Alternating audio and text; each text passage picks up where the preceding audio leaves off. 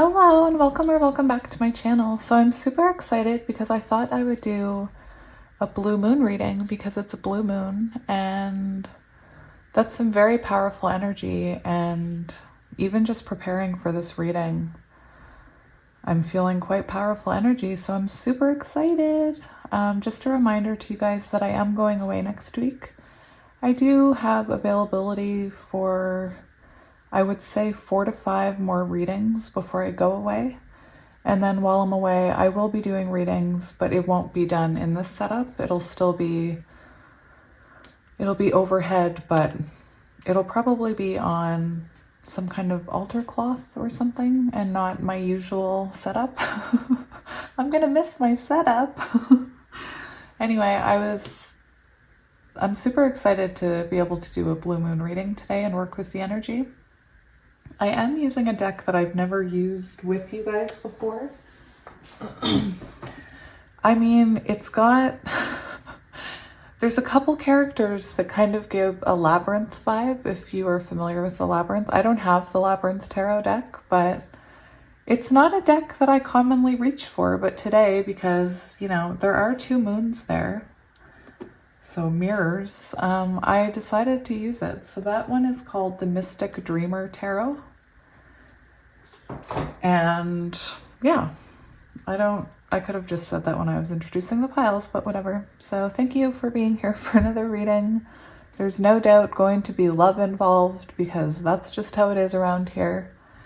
Disclaimer, I'm a counterpart and I channel a lot of counterpart energy. And so I will be talking about twin flames. If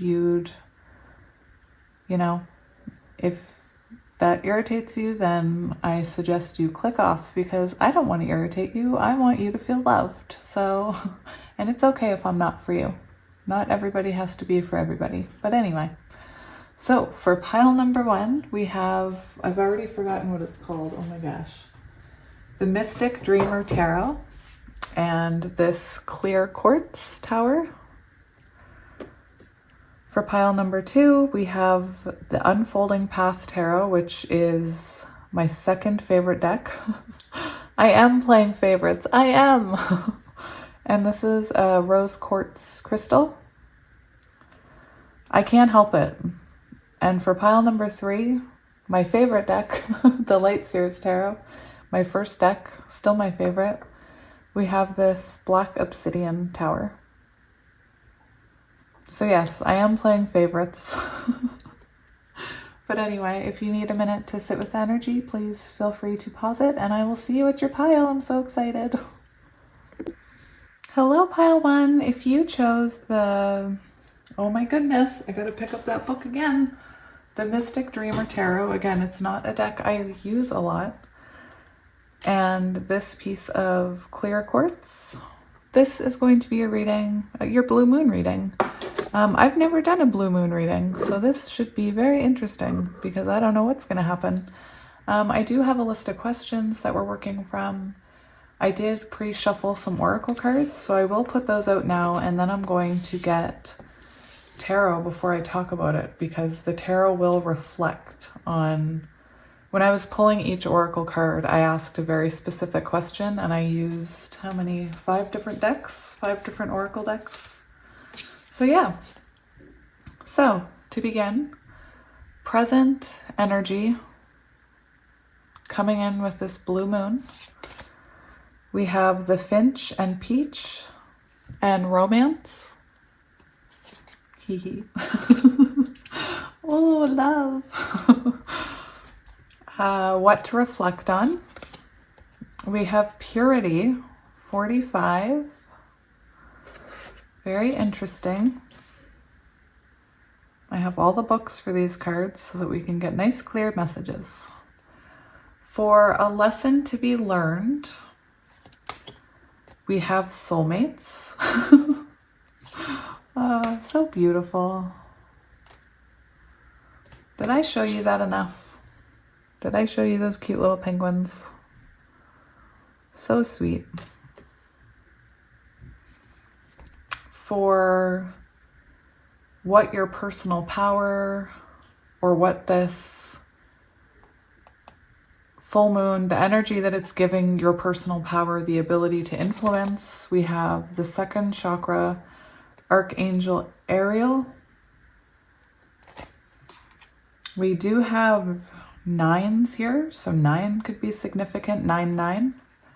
And, oh no, I don't have enough room. Hang on. Nobody panic. Perfect. For the outcome and future after this blue moon energy, we have thriving. Very nice. And I just looked up and it's 2, 3, 4 on the timer, so huge confirmation there. So let's make a little room. It's funny because I had 3 other decks picked out for the tarot. I had it all set up, and then at the last minute I was like, no, I'm going to change the tarots. I'm going to change what tarot cards I'm using. So there was a reason for it. I don't believe in coincidences or coinkydinks. I feel like you are in a good place. Very interesting. When I cut the deck, we see the 3 of Wands and the Fool, so it's possible that you have some kind of new beginning and romance. I do think it's romance. I mean, I knew it was going to come up, but this is very strong romantic vibes, new beginning, forward progress, possibly with someone from your past or someone new. I don't know. And I said I wasn't going to talk about it until we saw the tarot.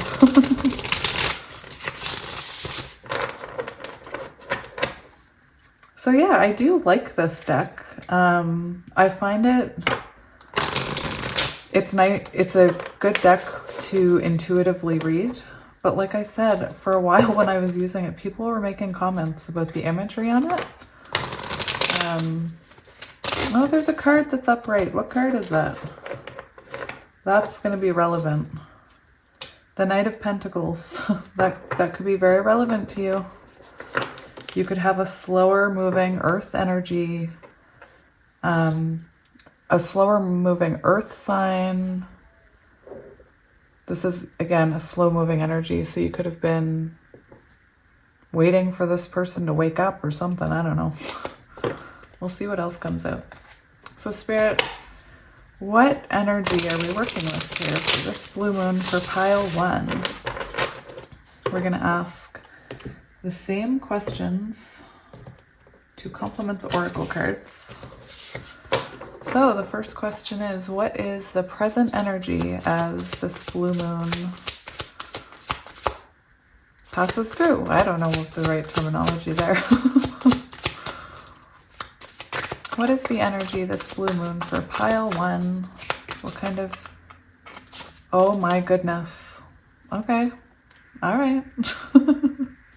2 of Cups. 2 of Cups. Very nice. Look at that moon. There is a lot, you know, we have the moon here, which is very beautiful. We have the moon here, so you could resonate with divine feminine. We did see a Knight of Pentacles, so that could be, you know, your divine counterpart catching up. I don't know. We're going to talk about it as we get the cards. What to reflect on here? What is pile 1 supposed to reflect on this blue moon? What are they supposed to reflect on? The 9 of Cups. Very interesting, isn't it? Because this, I'm asking to correspond with these oracle cards. So that's very interesting because that is also a 9. And yeah, we have 9 of Cups, so wish fulfillment. That's what you're reflecting on. Very interesting.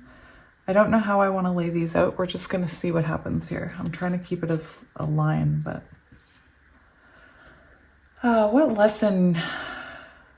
What lesson is going to be learned with this blue moon energy? What lesson is being learned? What lesson is being learned with this blue moon energy? Along with that soulmate card, what lesson is being learned here, Spirit? What lesson is pile 1 going to learn? Very specific lesson, apparently. Oh my goodness. What lesson is pile 1 going to be learning? Oh wow, that flipped out. 4 of Swords. So this is about healing. So right under the soulmate card, you know, to me that shows, again, I wasn't going to talk about it, but you're learning a lesson about this connection and how to heal. We'll get more into it as we go. I feel like this might be a long one. So your personal power, what you have the ability to influence this month. What is this blue moon giving you the power to influence this month? What is the blue moon giving you power to influence this month? We have the Knight of Cups, which was just on the bottom. Very interesting. We have the Knight of Pentacles, so I am getting a very clear message with that. And yeah, very interesting. And outcome, future from this blue moon energy. What is the outcome, future of this blue moon energy? Oh my goodness. All right. So we had the Knight of Pentacles come out for personal power, ability to influence with the Knight of Cups. So now I am going to have to move them over to make room. I'll just have to remember where they are. And then for the outcome, we have Seven of Cups and Ace of Wands.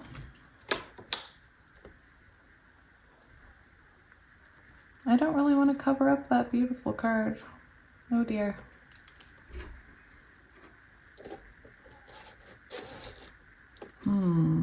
Hang on.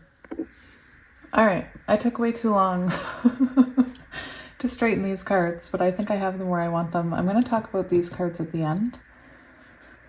So by these cards, I will say for signs, I'm seeing Earth, so Taurus, Virgo, Capricorn. We do have water energy, Cancer, Scorpio, Pisces. We also have a little bit of air and fire. But what I'm seeing is that the energy that's happening right now or about to happen is there's a lot to do with evolution of self here. And I believe evolution within a connection. You know, I didn't set out for this to be about a romantic connection, but it clearly is. The fact that you have romance and soulmates and thriving and the Nine of Cups and the Two of Cups, those are huge indicators that either you're about to have, maybe you're already in a connection with someone, and I'm getting so many messages because for the present energy, we have the Two of Cups. So we do have, you know, you looking at a person, possibly a counterpart. We do see that big full moon in the back, and it really does give off divine feminine energy here. And present energy, you could be getting to know someone, or you could just be coming back together with someone. And, you know, it did come out with the Finch and the Peach, which is about romance and working on a connection. So present energy, what's changing for you, what's coming in, is this Two of Cups energy. So maybe maybe someone that you've been talking to, you know, you start dating. Maybe it's a past person. I do see that it's a soul connection, so possibly a past person that things have been moving really slow, or they've been really slow to come back towards you with the Knight of Pentacles. The Knight of Pentacles wanted to be seen twice, as did the Knight of Cups. So I also feel like whoever this person is, perhaps if you are together, with the Knight of Pentacles energy, it's possible that you feel like they're not putting enough effort or communicating enough or showing enough emotion. And with the Knight of sorry, where was I? Sorry, I got distracted there for a second when I looked at the Knight of Cups. For those of you who are dealing with a past person, with the Knight of Pentacles, this person could have been very slow to come back. There could have been some kind of blockage in this connection. It is very clear that this is about romance, though. So I wanted to look at the book for this beautiful romance card because it is a deck that is new to me. I'm not familiar with it yet. Still learning it.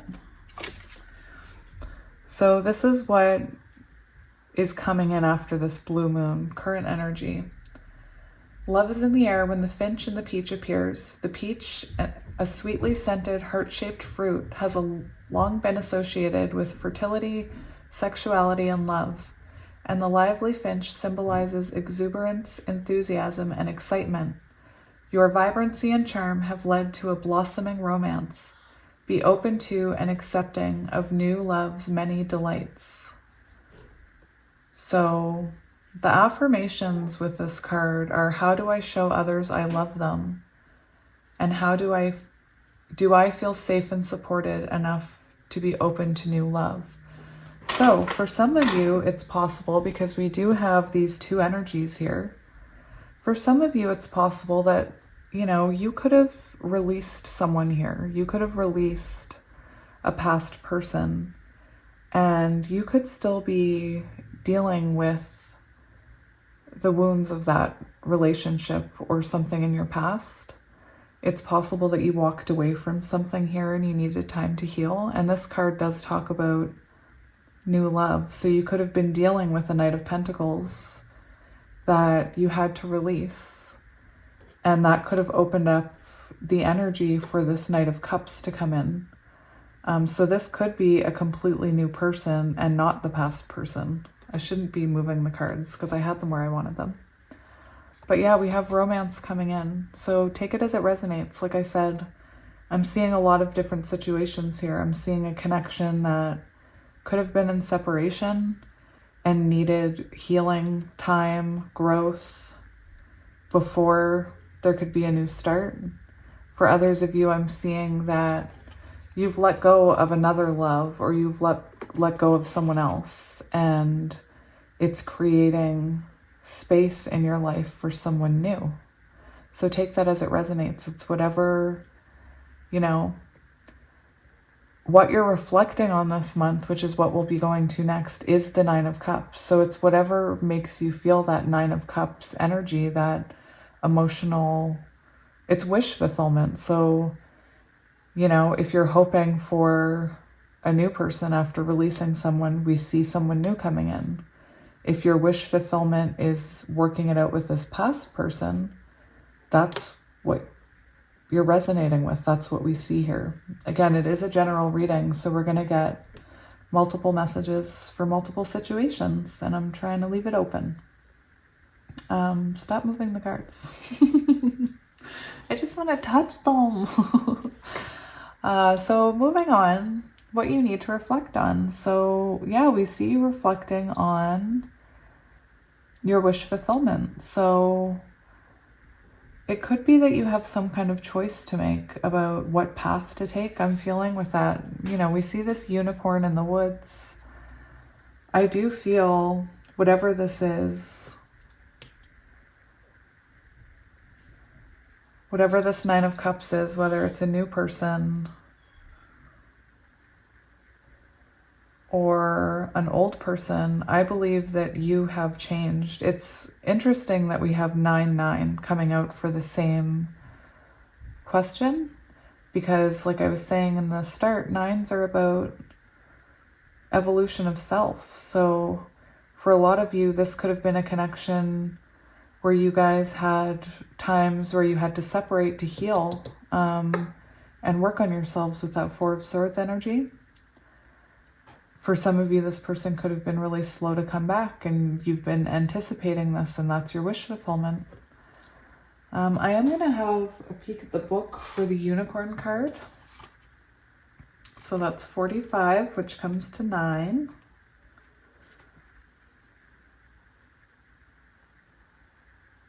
This is about stepping forward and believing in this. So whatever this connection is to you, whether it is an old person or a new person, Spirit's saying to reflect on how it's making you feel and to trust in it that,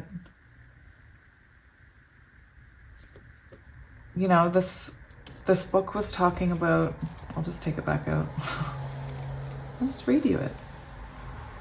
No matter what has happened in your life, step into your innate innocence. You have a pure soul. You are a child of the Creator. Let go of the past and see the world with new eyes, and almost miraculously, wonders will abound. So, you know, I did talk about possibly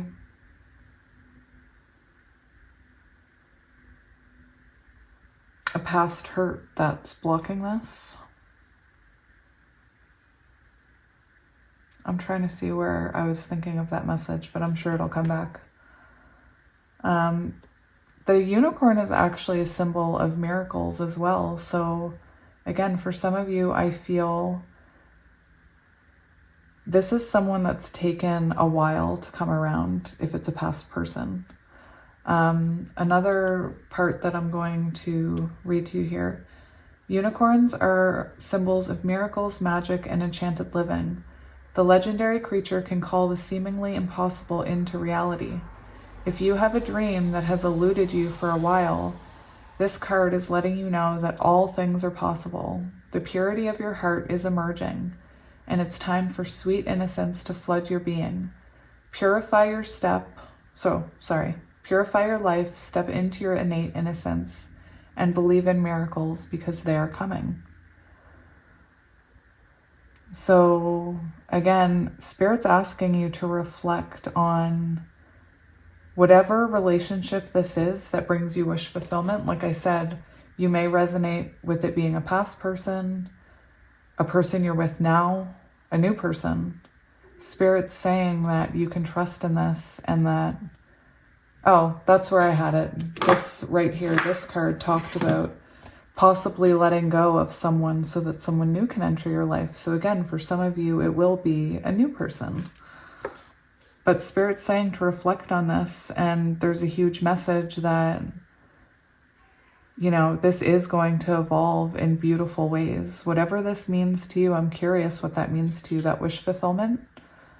You know, it's probably whatever you came to this reading hoping to hear about. Spirit's saying that there has been lessons learned, and especially if it's a past person that you can trust this with that unicorn card. It's similar also to the Fool energy, taking a leap of faith towards someone that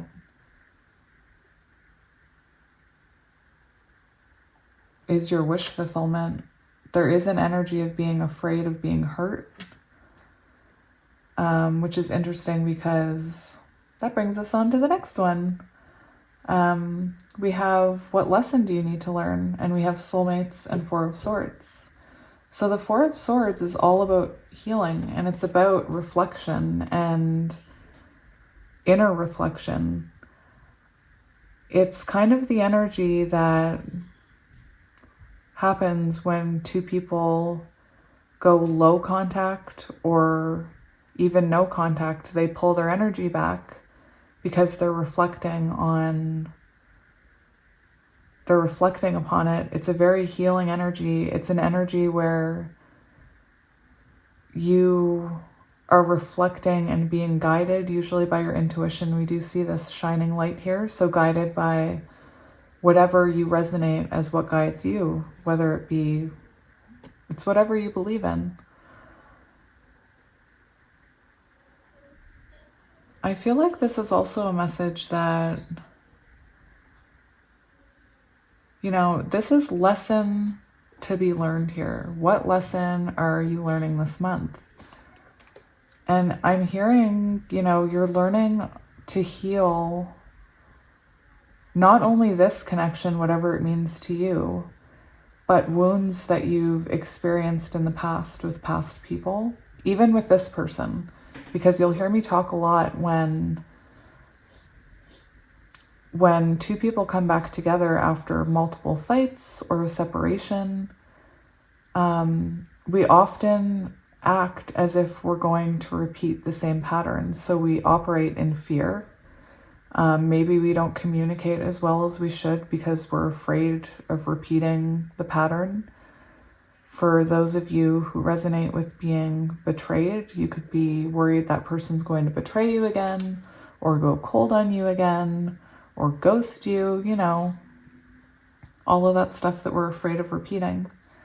And to me, Spirit's saying that this month you are learning that this has healed, that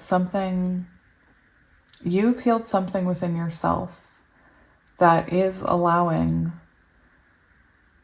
There was some kind of lesson you needed to learn about something you needed to heal with this Four of Swords, and Spirit's saying that you've learned it, and that's why this connection, this wish fulfillment is moving forward. I mean, it could be a job, but to me, it's very obvious that this is about love. And that you are learning this month that this person has healed, and that you've healed and changed and evolved. And if it's a new person, you know, once you let this person in, once you take that leap of faith with that purity card and accept this romance that you're going to see reflected in this person that's coming in, that you have healed and you have changed. So that's very interesting energy. Again, it is about love. And for some of you, it's about, I can see it as a new person, a current person, or a past person that's coming back, especially with that Knight of Pentacles there. If you resonate with divine counterparts, it is very symbolic to me of reconnection between counterparts. It's very beautiful. And, you know, whatever this is, there's an energy of learning to accept that you are protected, that you are being guided for a reason. If you're seeing synchronicities, it's for a reason. I'm also called to say, because this is about lessons need to be learned, this equals 5, and 5 is about change. So I believe, again, you're going to be learning that you've changed, and you'll see it reflected back in the new person, or you'll learn that both you and your person have changed. For those of you that resonate with divine counterparts, we do have the Emperor. These are Emperor penguins. Penguins mate for life. So if you resonate with twin flames, you'll know you only have one. Twin flames are rare. You only have one twin flame. Soulmates are more. We have lots of soulmates. We have lots of soul contracts. So I don't know why I feel called to say this, but, you know, if you are frustrated within a connection, you can always ask Spirit to send you a soulmate that will help you on your way. Anyway, for those of you who resonate with divine counterparts, I distracted myself. We do see the Emperor Penguin here holding the key. He's the only one that holds the key to that heart. Just like if you resonate with twin flames, the two of you are, I don't want to say the only ones, because I don't actually know that, but you are both meant to help each other change and heal. And I believe that's the lesson you're learning this month. Again, if it's a new person, you're learning that you have healed enough to move forward with someone and to explore a connection. Now, your personal power, ability to influence is very telling, because we do have the second chakra archangel Ariel, and that is actually about, I had the book out looking at it. It's also a 9. So you are not only working on your own personal power, your own, to me, that's a very grounded energy, and it does equal 9. So you are evolving, and I feel like this moon is bringing even more potent energy for you to evolve and work on yourself. And in turn, that creates a vibration that other people are picking up on. So not only are you finding your own power, but people are gaining power from you. And specifically, it could be a person, because we do have the Knight of Pentacles and the Knight of Cups coming out together. So this energy is about emotional intimacy, and that is something that is going to be very powerful for you after this blue moon, is your ability to be emotionally intimate with whoever this person is to you, whether it's a new person, an old person, a current person. It's interesting that we have purity, which is 9, and this, which is 9, because the purity card also talked about, oh, where did that thought go? It'll come back. I was just going to reflect on the similar messages between those cards, because, oh, that's what it was. You are being given the power to be emotionally intimate. And this card talked about coming from a very innocent and pure place. So I'm hearing a place of understanding, forgiveness, of being healed. Possibly you and this person have to have a very important talk. The message that I was getting when the Knight of Pentacles and the Knight of Cups came out was right away, because this is what your personal power is this month. I have a few different messages. So just on your own, this month, I feel like you're going to be experiencing a lot of powerful shifts. And the Knight of Pentacles is about being focused and stable and driven. And I feel like whatever this wish fulfillment is, this month you are going to be very focused on it. And, the Knight of Pentacles is a slow-moving energy because they're doing it the right way. So I feel like you are doing it properly. You're not rushing. You're taking your time. You could be weighing pros and cons, or, getting tarot advice, but you're doing it in a very stable, focused way. And we also have the Knight of Cups, which is about, the Knight of Cups is holding a cup of emotion, and it can be about an emotional declaration when it's someone coming towards you. But for this, with that personal power that I'm picking up that you have, you are also getting in touch with your own emotions. There's a lot about possibly bringing down some kind of walls that you've built because of the past or because of past relationships. I do see you having a lot of power this month, again, not just with yourself, but with other people. And another message that I got when both of these cards came out was you could be dealing with the Knight of Pentacles. You could be dealing with someone who is moving very slow, very carefully, doesn't want to rush things.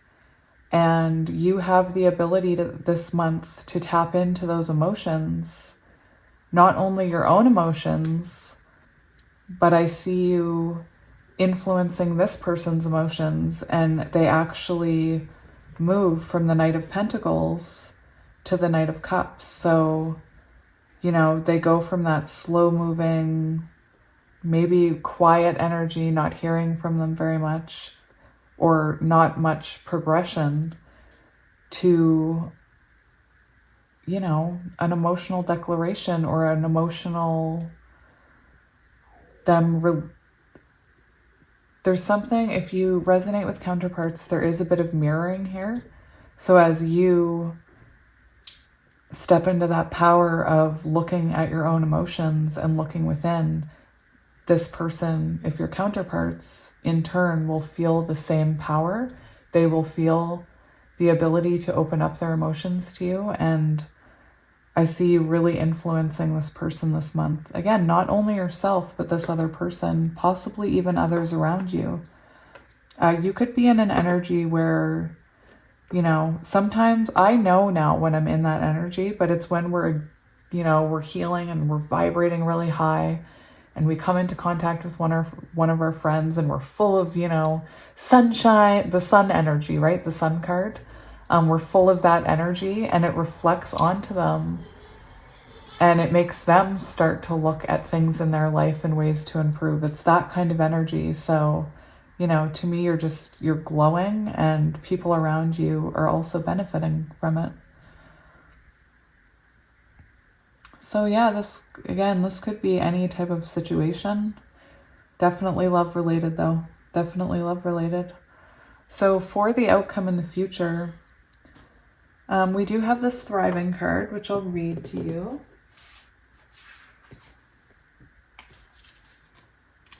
That's a beautiful card.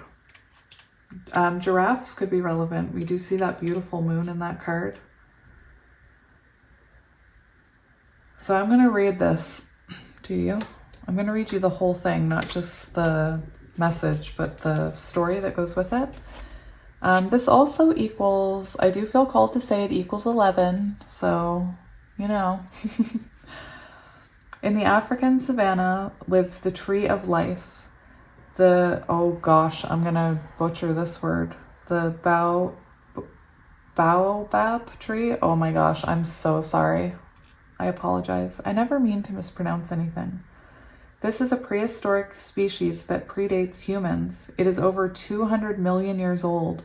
It has adapted, survived, and thrived in a harsh environment where so many other species have gone extinct. The baobab, maybe that's closer, baobab, can live up to 5,000 years and can reach almost 100 feet tall.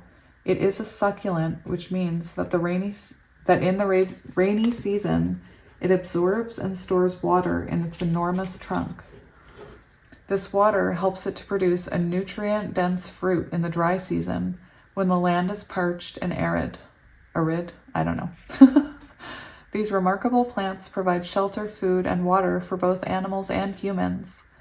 It is one of the only plants in the world that doesn't drop its fruit where it would spoil. It stays on the branch where it dries out. When picked, the fruit has a 3-year shelf life. That's amazing.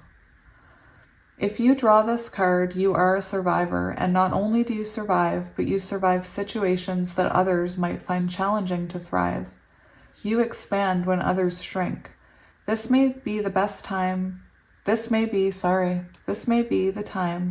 to adapt to your circumstances rather than be overcome by them. You have the remarkable ability to step beyond any challenge. You are strong. Others may find shelter in your energy, and right now that's okay. Through giving to others, you are in turn nourished. This card may be urging you to step into the primordial, powerful, wild part of yourself. Doing this will increase your vitality and contribute to your overall well-being. So for some of you, you know, I'm getting the message that I kept hearing it ever since I read that Finch card about how you could have been through something very painful with a past person that has blocked you from welcoming new love. Again, there's multiple situations going on with this energy, but for some of you, you could have a past wound that has really blocked you, and we see you finally moving past that here. And not only that, you know, this card talks about you going through things that would break other people. So I feel like you possibly could have had, you know, maybe a rough childhood, or maybe you went through it with this person, this past person, or you went through it with a past person that is now back in your life or about to return. But this is saying that this month you have the ability, your energy has the ability to influence others. And, you know, there's a big there's something in here about trusting that you have healed and that you have done enough work to move forward. It's very sweet energy.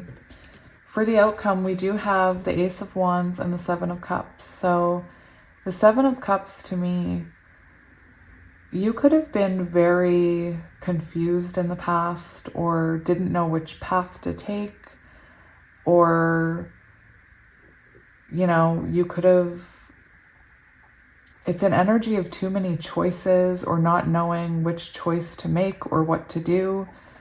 For a new connection, this could symbolize, you know, you online dating and having a fresh new start with someone, having a spark with someone online, because this does talk about lots of options. So online dating.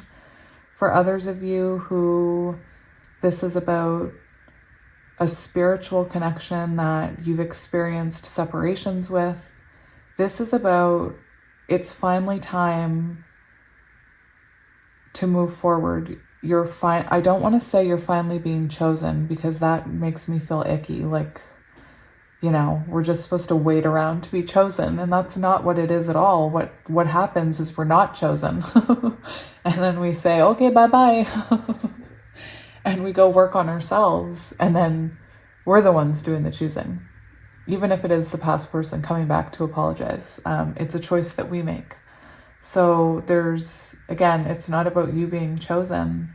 Potential outcome is you make the choice to rekindle this spiritual relationship.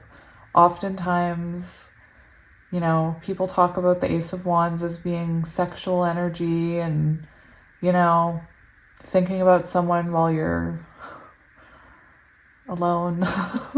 I don't know how else to say it. Anyway.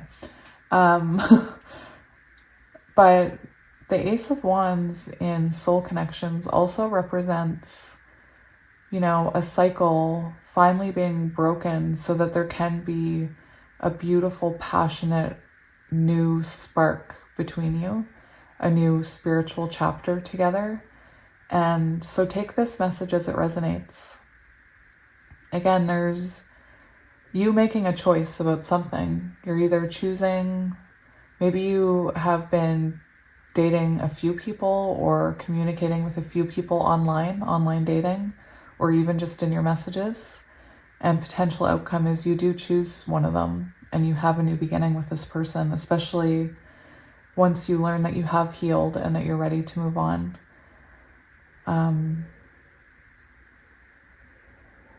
Very interesting.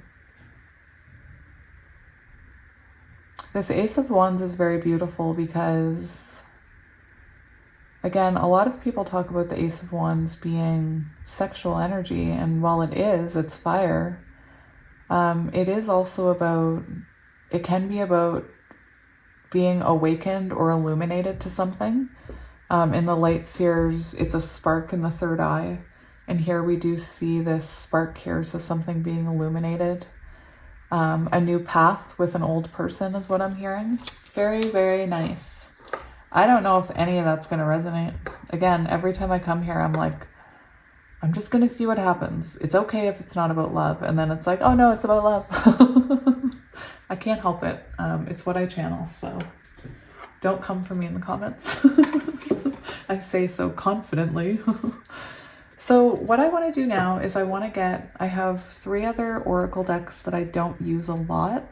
And I just thought it would be fun to see what messages come out, because I know I use a lot of my oracle decks all the time. So yeah, this one is the Rose Oracle. So let's see what card wants to come out for you. We have Healing is Happening. Oh my gosh. I love that. You know, guys, I absolutely love when the messages are confirmed like that. It's just, I get goosebumps. I just got goosebumps. Oh my gosh. I'm going to read it to you guys. Healing is happening. You're not broken. Trust the process. It's safe to soften. I love that for you. I love that for this pile. Healing is happening. Okay, so I'm going to read it to you. Beautiful. I love it. All right. You're not broken. You're part of the ever-changing nature of life. Ever-changing, ever-changing, ever-changing. Change is your natural state. The rose knows that you were never meant to stay the same, to be one single shape, size, or way. You're not normal, and that's normal. You're always becoming more and more of who you truly are. Healing is happening every moment of every day. You're returning to your true state every moment of every day. Call in your support team of people who can hold you to that. Who can trust in the grace of your natural state? A true healer knows that they're not the one doing the healing. Rather, they're holding the vision of the return to wholeness, knowing that wholeness isn't a stagnant state. When you embrace all parts of your life, from the ecstasy to the agony, the joy to the grief, the bloom to the fall, the bud to the rosehip, you'll realize that healing is always happening and life is on your side. No one is immune to the polarity of this human experience. The only way through it is to embrace all parts of it, the light and the shadow. And as a healer or initiate knows, did I say that right? Anyway, the only way to the light is to embrace the shadow within. Yes, I say that all the time. The shadow, sometimes the pain, is the portal to your liberation. You're not broken, you're healing. Healing is happening. Trust in the timing of life. And your affirmation is healing is happening. Healing is happening. Healing is happening. So you could be healing past life wounds even, if you don't resonate with a soulmate or whatever. You could be healing past life wounds. That is amazing energy. Very amazing. It also, it reinforces that message that I believe in, that we were raised to judge people too quickly and to give up on people too quickly and to have really high expectations. And this card is about realizing that nobody is perfect and we all have shadows and people do heal and grow. And a lot of people are looking, even if they're not saying, I need someone to help me, their souls are looking for someone who's compassionate and grounded and that will believe in them. And, I haven't said it since I started my channel because I used to say it a lot when a month and a half, 2 months ago. Anyway, I do believe that love can change the world. And I feel like connections like this can help heal the counterparts and heal cycles, like years, hundreds of years of generational trauma. Anyway, anyway. I see one book that I don't have for these cards. Wait, no, I have it. Perfect. So I'm going to get one of these now. This is the Soul Whispers. I got it off Tarot Stack. Is that what it's called?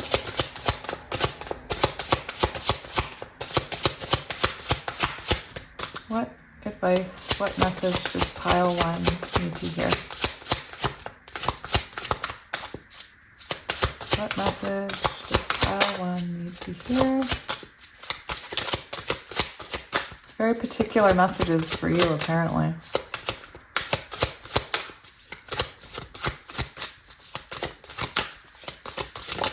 All right. Connect with your soul family. That's very interesting.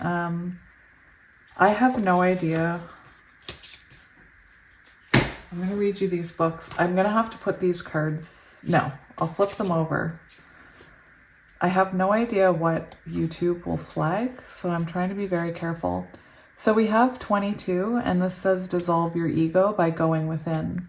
So there is something about an ego death. And before I started watching tarot and learning about tarot, I thought that an ego was what made you arrogant. Like, I thought your ego was when you're full of yourself or you're bragging about, like, that's what I thought ego was, and it's not. It's, anyway. Dear human, oh, this is a nice one. So these are messages from your higher self, actually, and we have 22 here. So, dear human, the voice inside your head isn't always right. Your ego can limit you, tell you lies, and keep you in a state of fear. It can make you depend on external validation to make you obsessed with control.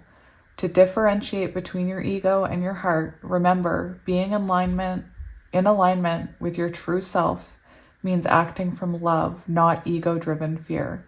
And this is what I mean about that fear of, will they do it again? Will they do it again? Will history repeat itself? That's ego. That is operating from a place of fear. You know, in my opinion, when people are in my comment section saying that their past person sucks, you're talking from a place of fear. You're talking from a very wounded place, and that's a place in your ego. Anyway, again, I mentioned it the other day, but the people in my comment section who are in acceptance and sending out love are the people who are hearing from their counterparts. So that's very beautiful. Anyway, I can't leave this card here because, like I said, I don't know what's going to get flagged. So the next card we have is connect with your soul family. And that also equals a 9, you guys. So this tells me that, well, I'm going to read it, but you could be coming into contact with some of your soul family this month after this moon. Or this could be about, you have a lot about soulmate, soul connection, love connection, counterpart. So this could be you and your counterpart connecting, and I'm seeing growing together because we do see these two figures planting, growing. Again, there's an energy there of you and another person evolving together, self-evolution. Let's read that. I had to put it down because of it's got nipples on it. Oh my gosh, I keep looking at what number it is and I keep forgetting. All right. Dear human, surround yourself with those who believe in you, those who genuinely wish you well and are on the same wavelength. Keep those who make your heart sing close to you. Wish fulfillment. Whoever that wish fulfillment is that you're thinking about, keep them close. Don't forget about your tribe. See them as your sisters, brothers, teachers, gurus. They are in your life for a reason, deeper than you might realize. Love your higher self. Oh, we're at 40 minutes. Interesting. All right, now I was going to get a hummingbird card because... Oh, I just dropped a crystal. I'm sorry, Crystal. Are you okay? I'm sorry. You'll be all right. All right, this is a deck that I don't normally use on this channel. I was using it on my TikTok when I was doing shorter ones, but it's the hummingbird. So let's see what advice you have from the hummingbird cards. So let's see. What do you need to hear?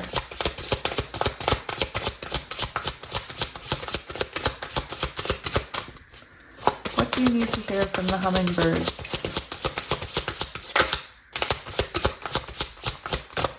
Pile 1, I have to say, Pile 1, you have very specific cards coming out because it's taking them a while to come out, and they're only coming out like 1 or 2 at a time. So again, very specific cards.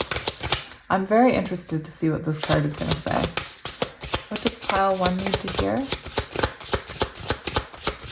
What does Pile 1 need to hear? Oh my goodness. Does Pile 1 need to hear?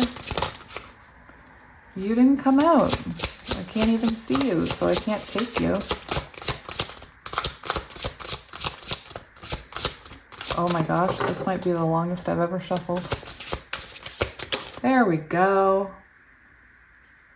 Hearts aflutter, another love card. See, for everyone who's telling me that I'm making stuff up, you can't make that up. That's what I mean. I was interested to see what card comes out because you have all of these cards about love and healing and romance and connection and wish fulfillment.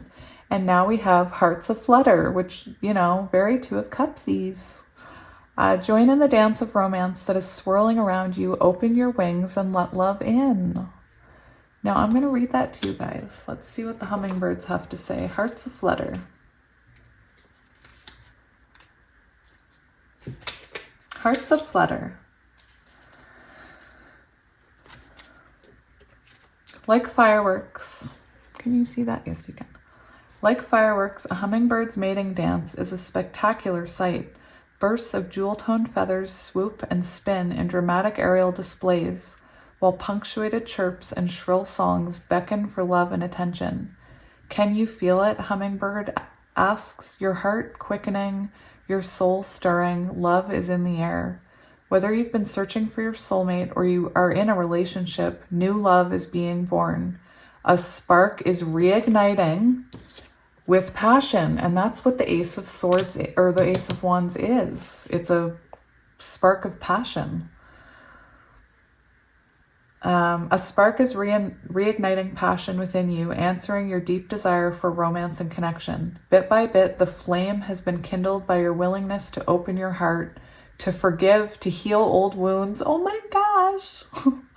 And most of all, to love and respect yourself. To truly welcome a new or evolved relationship, you must find a way to fall in love with life itself. You must remember that at your core, your very source, you are love. When you allow yourself to be immersed in this pure state of divine love, you will know what it means to be swept off your feet. Indeed, your heart is blossoming and hummingbird is dancing with delight as you open to even more of this new high-flying love. This card may alternatively signal a renewed passion for a project, career path, or hobby, something very close to your heart. Follow the feathers that hummingbird is leaving on the trail for you, guiding you to new activities or people that will provide you valuable assistance. Finally, this card may also be a message to add a little romance to your current relationship. Change up the routine, schedule a date night, and look into the eyes of your beloved as if you are meeting them for the first time. Let the spirit of hummingbird remind you to dance, sing, and celebrate the joy of love. The affirmation is, I am filled with deep divine love for myself, others, and life itself. Oh, that's so sweet. All right, you've had your fun. Now it's time to clean up. Now it's time to help me clean up. That's very beautiful energy. All right, so now we're going to get charms and letters. Oh, there they are. Let's move these cards out of the way.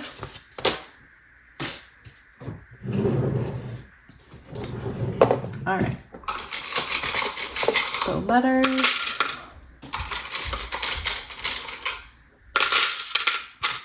We have T, A, L, H, S, K, D. Craft dinner could be important. J, Z, Gigi. I already see Gigi. G, Gigi. E, O, I, Q. We always have two Qs, don't we? Isn't that interesting? F, W, X, L, O, Z, and F. Hopefully you can see those. And now we'll get the charms.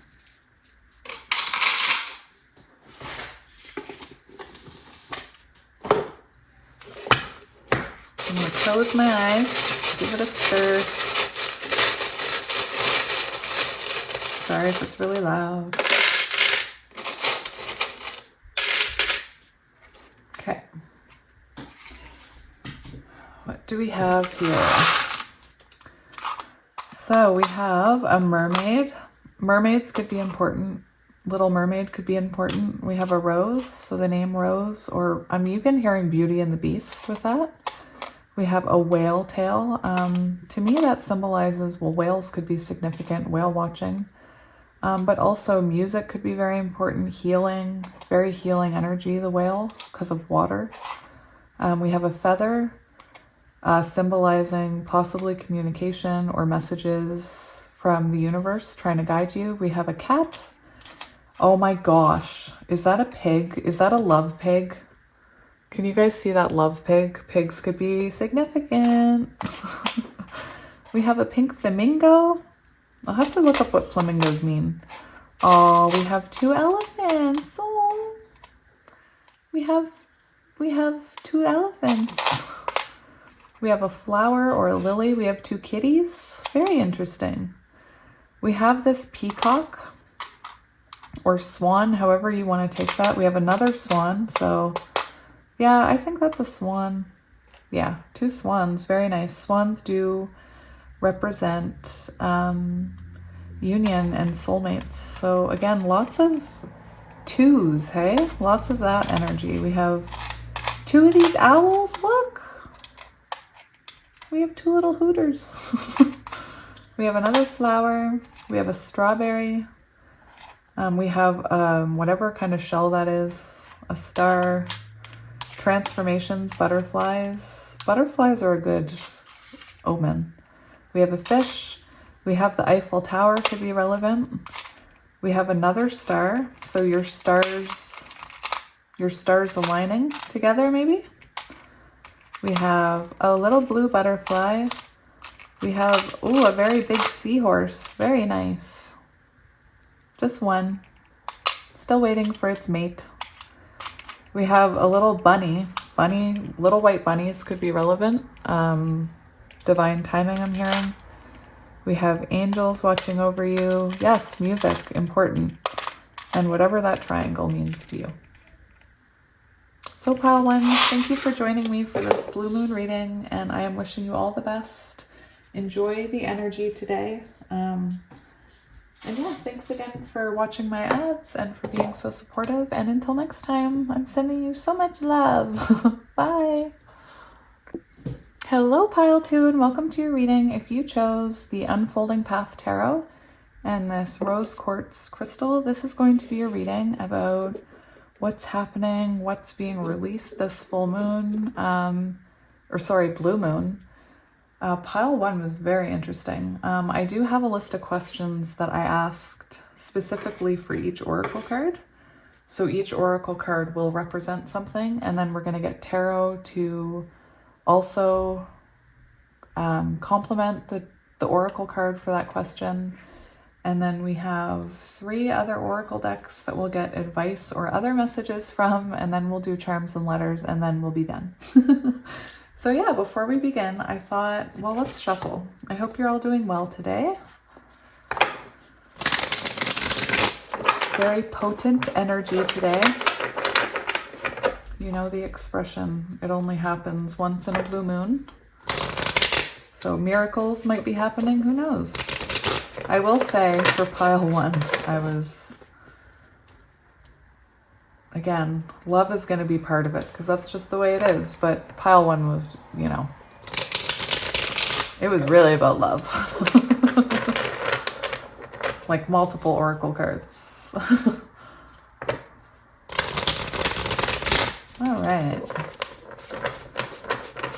So this is my second favorite deck at the moment. So I am using it a lot, so I'll use the other ones again. So before we shuffle out your cards, we are going to look at these. So again, I asked a question for each oracle card. So yeah, let's get into it. We have for present energy, or the energy that's coming in with this blue moon, we have the mouse and the buttercup, innocence. So I'm pretty sure you guys can see that's very much symbolic of the Fool. So a new beginning, whether that's in work or friendship, romance, I don't know yet. We're going to have a look. But we do see you taking a leap of faith towards something or some kind of new beginning with someone, maybe. For what to reflect on, we have magic, and that's 25. So you know, that's Chariot energy. So you could be, well, I'm going to look at the card and we'll read about the card, but you could be reflecting on how you're going to move forward, or again, we'll see when the tarot comes out what that's about, what that magic is about. A lesson to be learned. We have 10. Sorry, I had to pause it. My kids were laughing. No, I didn't say, stop laughing, kids. I just said, could you just be a little bit quieter? So lesson to be learned. We have unfinished symphony. So this is very symbolic to maybe a connection that feels unfinished, or something, some kind of cycle, you know, that this is Wheel of Fortune energy. So it could be something that you feel is unfinished is coming back around. Again, we'll get into the tarot cards and see what that's about. All right. For personal power and your ability to influence, we have the Magic and the Mirror, which is very, I mean, it's very twin flamey with the two flames. We also, it equals 8, which is strength. We have a mirror, so just, you know, oh, take it as it resonates. This is very twin flamey, very inner strength. Again, we have two flames, we have a mirror, we have the infinity symbol, but if you don't resonate with twin flames, it will resonate as something else, which is why I'm going to also look in the book, because, yeah. All right, and we have, finally, for outcome, future, courage. All right. So I had a little bit of issues fitting all the cards in last time. I had to stop it and readjust everything. Anyway, that one's just going to have to live there, and we're just going to all have to be okay with it. I'm talking about me. I'm going to have to be okay with it. Are those straightness there? So yeah, I kind of mentioned some things as we were going there. Right away, I feel like something is being released here, something that you've been in your head about with that 8 of Swords energy on the bottom. You've been overthinking, maybe feeling trapped in a situation. So let's see what's happening here. Again, I'm not setting out for it to be about love. It all depends on what comes out in these cards. All right. So, present energy. We have the Fool. So present energy. What energy is this blue moon bringing in? Present energy for this blue moon for pile 2. Pile 2. Oh my gosh. It's the Lovers. What is going on here? Oh my goodness. Okay, so we have the 10 of Swords, the Lovers, and the Fool. So this is confirmation for me. But this is about a love connection. You know, I want to keep it open to the possibility of a new person. So we'll just see how these messages come out. It's very interesting. Because we do have the Mouse and the Buttercup, and right underneath we have the 10 of Swords and the Lovers. The 10 of Swords, to me, this shows that you are taking a leap of faith towards someone. It's very cool that we have both of these cards, double Fool energy. So this could be, you know, your person taking the leap and you taking the leap and finally finishing the symphony, finally breaking a cycle here. We do have Magic, we have Magician in the Mirror, we have Courage, we have the Lovers. All of those are kind of screaming out to me that it's, you know, you've been through it with this person, and it is taking you courage to believe in this and to take a leap forward towards it. For others of you, you may resonate with this new beginning coming in after an ending with someone else. And this is a new person coming in. But it's hard for me I can't promise that, because I am getting a lot of energy that this is a connection that's unfinished. And, you know, current energy, we have an ending and we have the Lovers. So again, I can read the cards, and the cards say a new beginning, possibly after an ending with a lover. But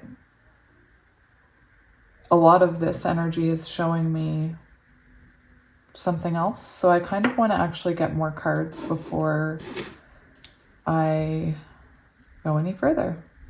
So we have Gemini energy, we have Gemini, Libra, Aquarius. We have Cancer energy. So for those of you, I really get a feeling that for a lot of you, you and another person that you've had a past with, that you've had an ending with, maybe multiple endings, because we see that this is a soul connection here.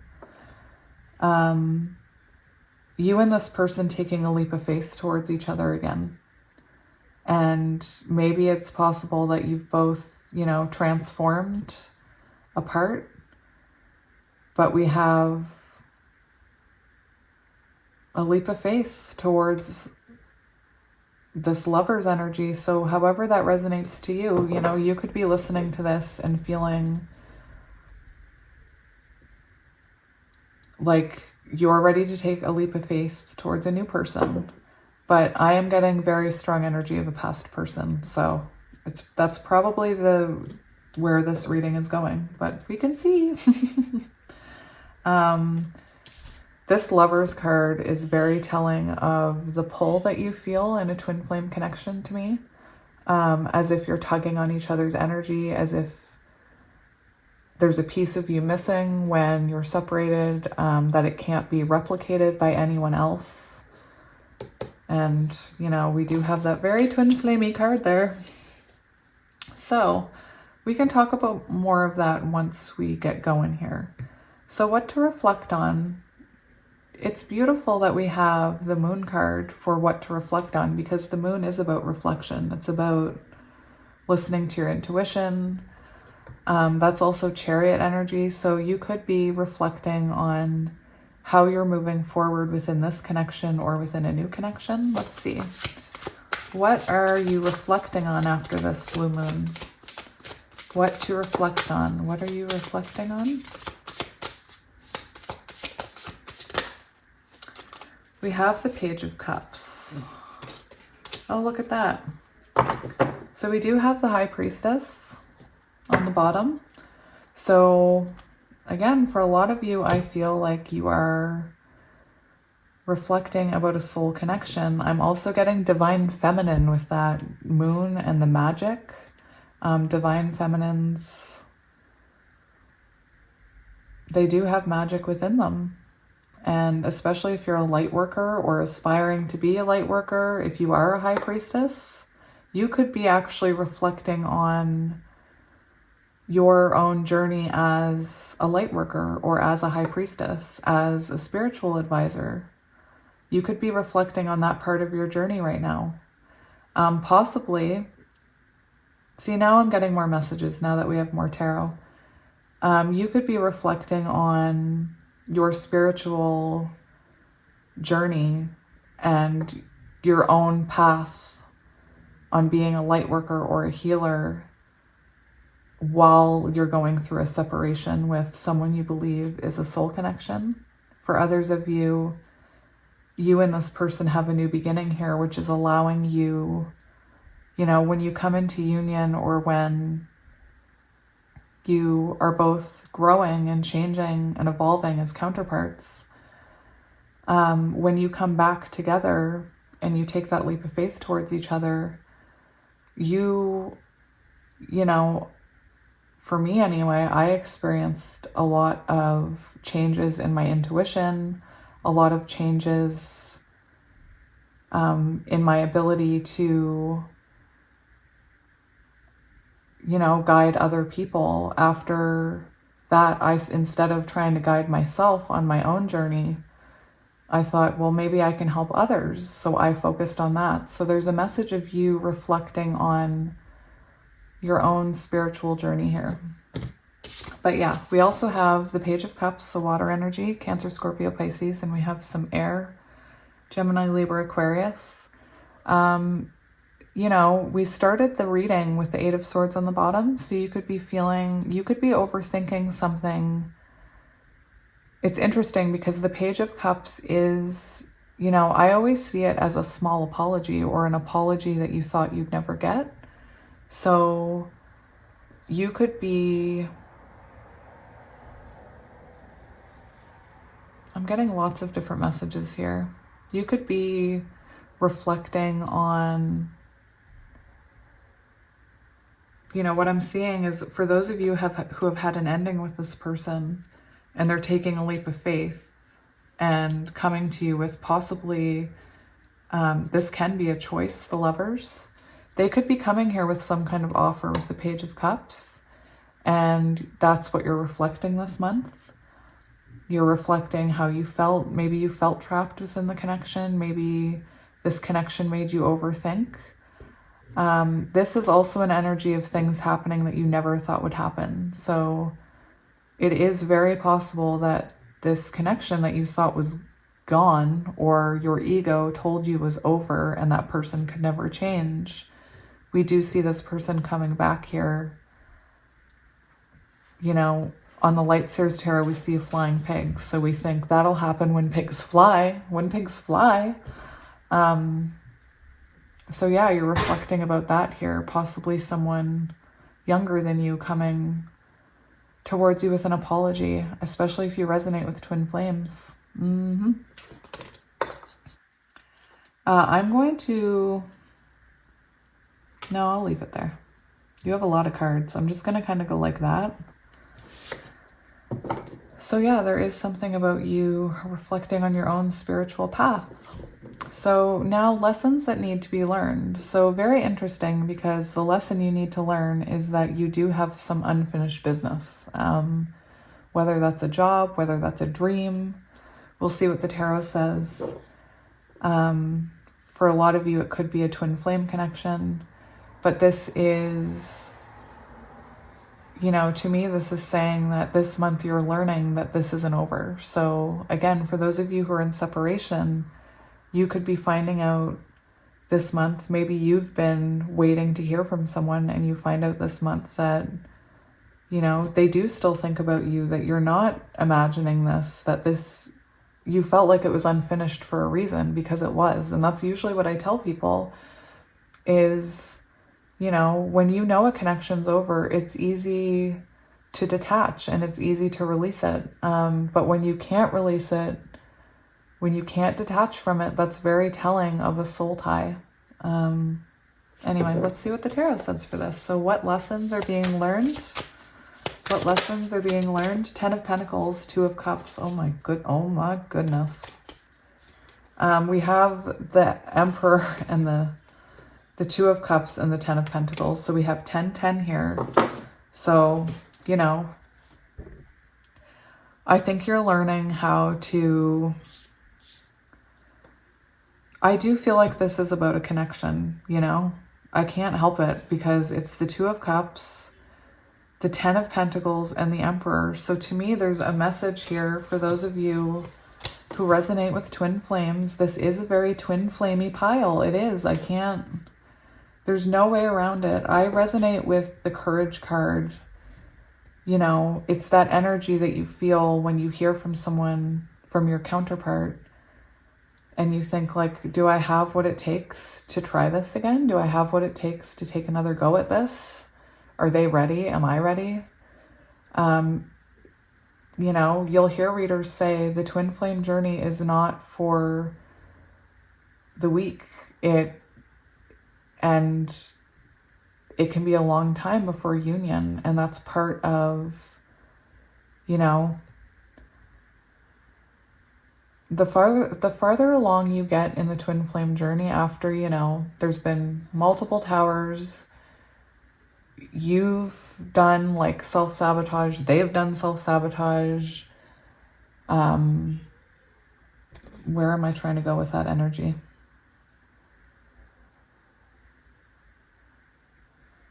Anyway, it is a complicated journey.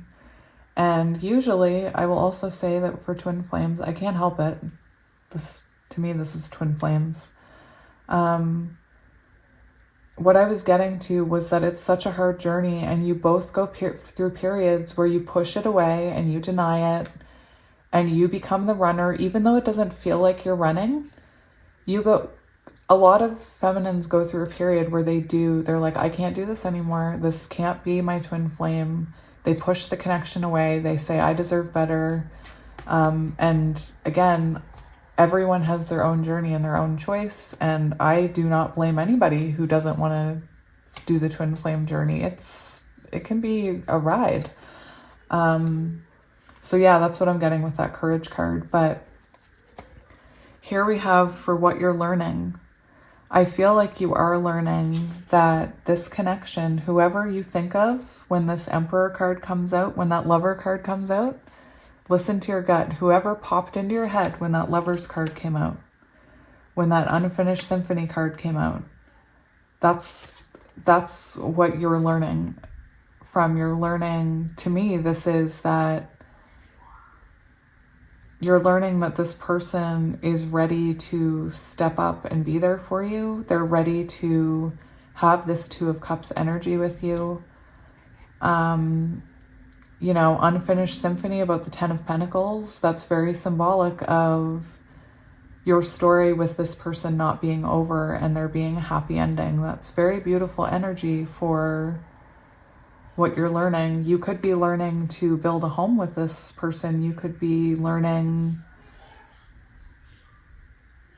there's a lesson here. You could be learning to not give all of your energy away to this person when they come in or in the future, but to remember, to work on your own stability as well. But that's very much, that's a lot of love right there that you're learning about this month. So again, a strong message about a masculine coming in and you learning something when they come in. Learning that, maybe you think they don't think about you. You're going to learn that they do have this connection to you, that possibly they are masking that connection or were masking it in the past, hiding it, pushing it away. Yeah, this is divine masculine taking action. I'm going to leave that Two of Cups there. So I'm going to leave the Emperor on the bottom. So that's what you're learning from. Whatever this unfinished thing is to you, whatever you resonate with that. So it could be, I think it's a relationship. I think it's a past person that you feel,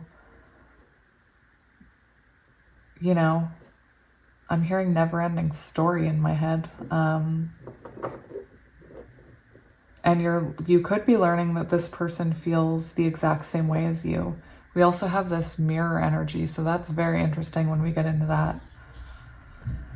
All right, so what your personal power or ability to influence? What are you influencing? What's your personal power after this blue moon? What power, what energy?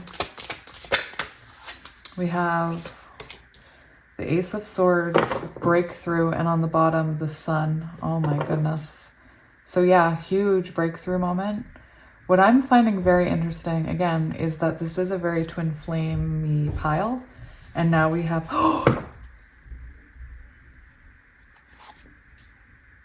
the Empress and the Sun. And we had the Emperor there just before that. That's very interesting. So what your personal power is this month is, first of all, I believe with the Magician and the Mirror, I believe that you are manifesting things this month. You're making things happen. The Mirror one is very telling with the Ace of Swords underneath, because the Ace of Swords symbolizes a breakthrough, an awakening. And I feel, again, I'm getting major twin flame connections, so it's hard for me not to talk in twin flame terminology. But what I'm seeing is that your personal power this month is self-reflection. I believe that this month you are really reflecting on this unfinished connection, the journey, possibly learning about the twin flame journey if you know that's something you resonate with. I wanted to grab the book for this card. But not only are you having a breakthrough, and are you having breakthroughs, I should say multiple breakthroughs, but your energy is causing your counterpart to have breakthroughs. And I feel called to say that because, you know, this card very much symbolizes two flames. We have that huge mirror in the back. And I feel like, you know, we have the divine masculine here, and then we have the Empress right underneath. So this could be the month where you really embody Empress energy. And with this mirroring energy, what I'm seeing is as you look at your shadows and you have your breakthroughs about this connection, about what it means to you, this person's energy is also going to be mirroring you. So while you're having breakthroughs about this connection, even if you're in no contact, they are going to have breakthroughs about this connection. It's interesting because this is about your personal power and what you have the ability to influence. So you have the ability to influence, balance, breakthroughs, awakenings. And what's interesting is this card is about having the ability to do those things for other people, which is what this question is all about.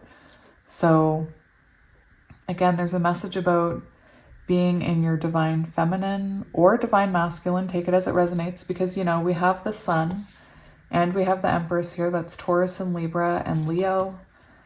And what we see is because you are working on yourself, it's causing your person to also elevate. The sun is an energy of, it's a very potent energy. So you could be giving off the sun energy of enlightenment, of clarity. Like maybe you've had an awakening with that magic card. Maybe you've had an awakening to this connection and you're realizing, wait a minute, I do feel this way for a reason. And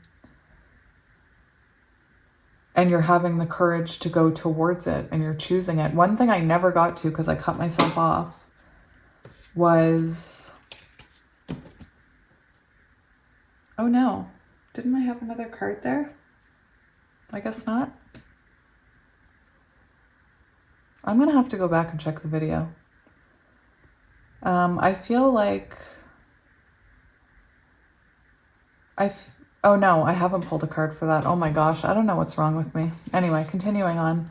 I was worried I lost the outcome card, but it's because I haven't done it yet. So yeah, we see you, it was similar to pile one. You're almost radiating Empress energy. So it's almost like things are just happening. But yeah, big energy. If you resonate with twin flames, there is big energy there about you being in your true power after this blue moon, and it really helping this person mirror that energetically. Yeah, this card talks about the culmination of your personal and spiritual power. So it's like your personal and spiritual power collide here. You are the magician, and within your grasp are the amazing forces of earth and spirit. The water is the energy of yin, divine feminine energy.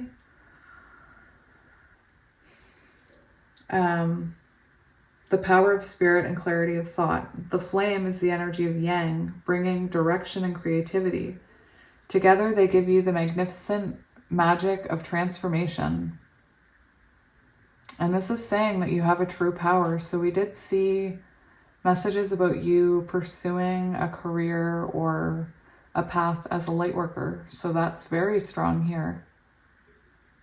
When you receive the Magician card, you are put on notice that an important and powerful time is at hand.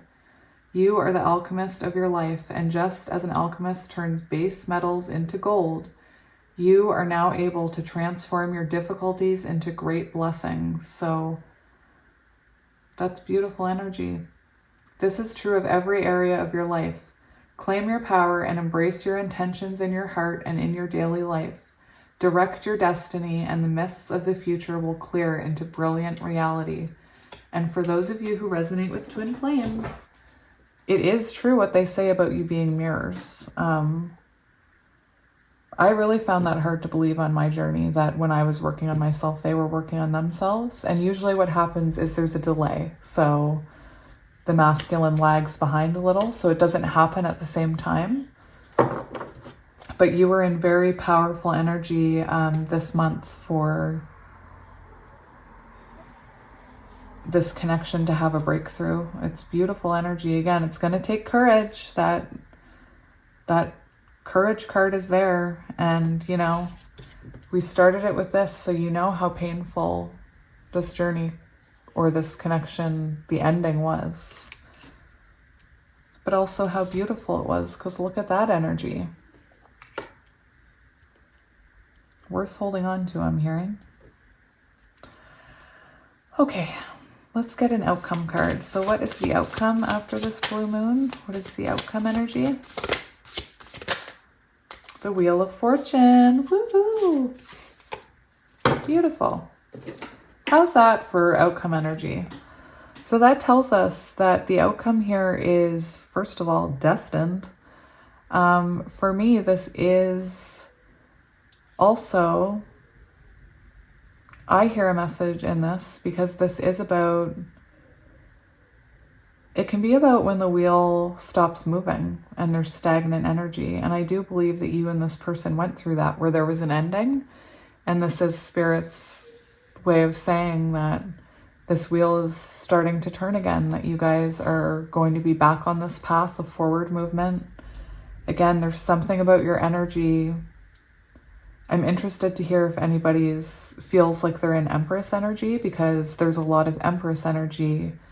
And when you're actually in Empress energy, not just saying that you are, but you're actually in it, it is when magic starts to happen and this wheel starts to move.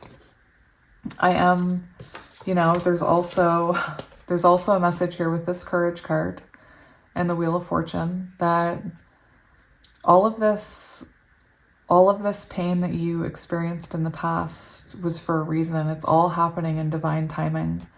And it's possible that that part isn't over. For some of you, you know, you could have, if you resonate with twin flames, there could be more circumstances where you need to have courage and believe in divine timing, is what I'm hearing. But this is also a message of destiny. So take it as it resonates for you. For some of you who are in like no contact with this person, again, that's the people that I'm hearing the message that there could be more times where that Wheel of Fortune stops moving and you have to have courage. And for others of you farther along on the journey who have been in separation for a long time, maybe you're talking now, maybe you're just about to hear, or sorry, maybe you're already in union or slight kind of union, that all the courage, all the work that you put in was worth it, that it all happened for a reason. So I want to just read you that Courage card.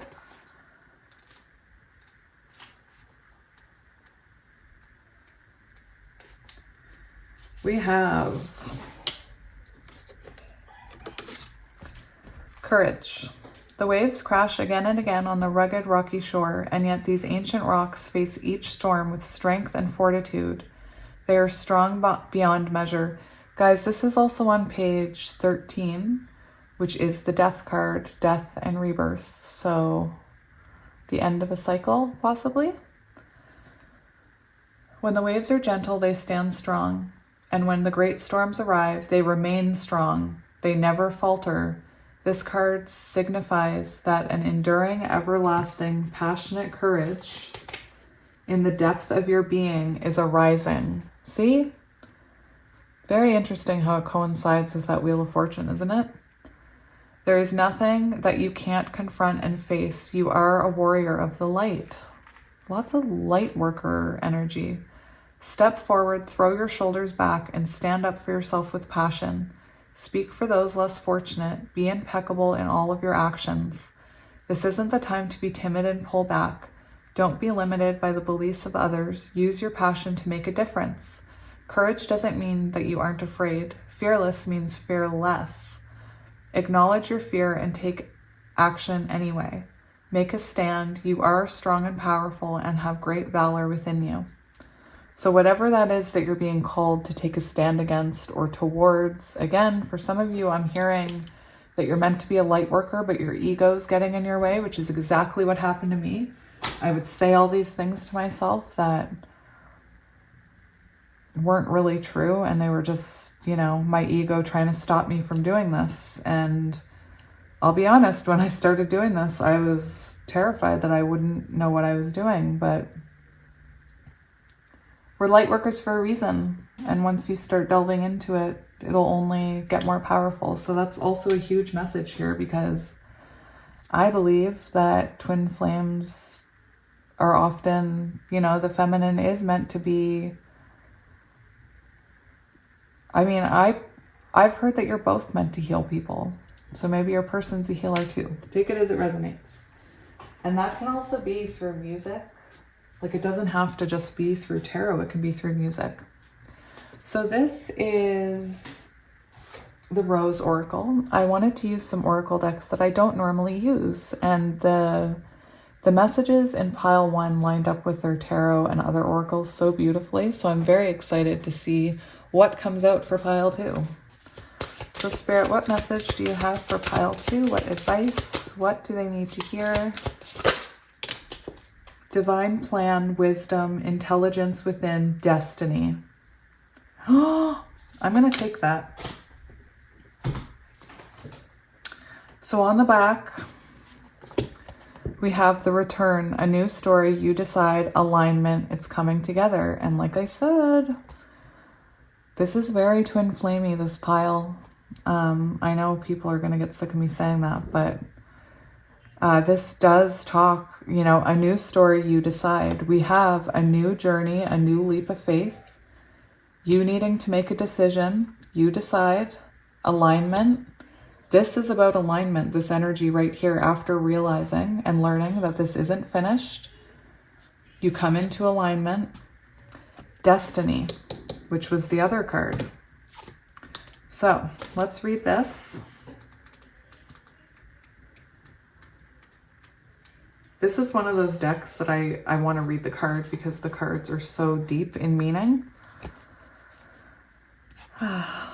Sophia is a Greek word meaning wisdom. Sophia is thought to have been a force present at the time of creation and is often presented as a woman. This turns our patriarchal, I don't know how to say it. Anyway, understanding of a soul, male god responsible for creation on its head. In the Bible's book of Proverbs, Sophia says, I was present at the beginning of creation, participating at the side of the Lord in the work of creation. Many scholars and art historians believe that the female figure beside God in Michelangelo's Sistine Chapel ceiling is a representation of Sophia. The philosopher Rudolf Steiner believed that the ancient Egyptian mother goddess Isis was an incarnation of her. The galaxy overlapping the spiral of the rose on this card is a mystical representation of Sophia as holder of the divine plan. The intelligence that tells the rose when to open and the planet how to spin also exists within you. This card brings with it a message to trust the intelligence that brought you here. Have faith that the blueprint of your destiny is already known. What secret dreams do you have? What are you being called to say yes to create? Sophia embraces the cosmos. She holds the blueprint of creation. No person or thing is left out. Call upon her to guide you. Rest in the intelligence that exists within your cells. Trust that you know what to do. Trust the blueprint within. Allow the seeds of your destiny to guide you. And the affirmation is, I trust in the divine plan. Activate the intelligence within my cells and unlock and act on my most expansive destiny now. So it's maybe something to write down and stick under your pillow. I don't know if you can see it, if you want to screenshot it, but it's right there. And we have the return, which I felt called to take because I was called to look very quickly at the bottom of the deck.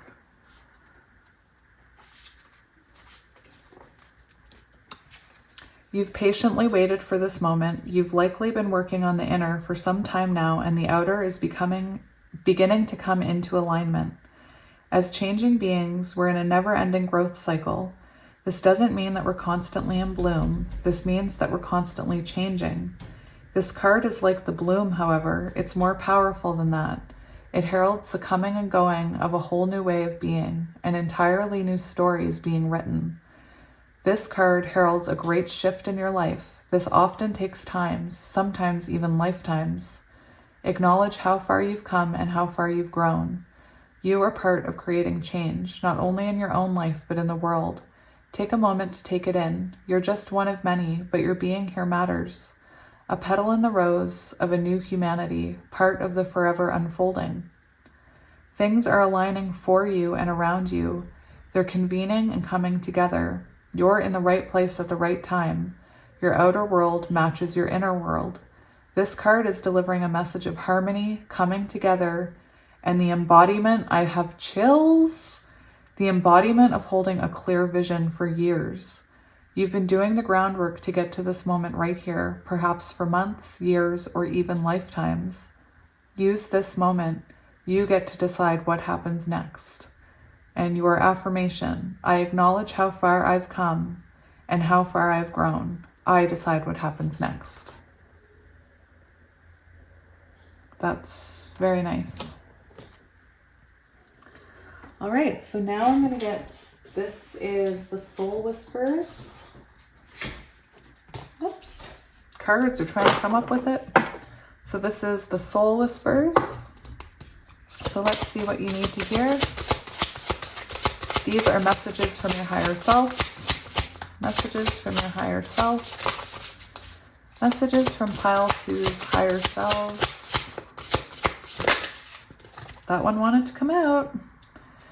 We have 21, which reduces to 3, which is Empress energy. Or the World card, I believe. You came from the stars, so shine bright. I'm going to get you one more because pile 1 had 2. So let's get you 2.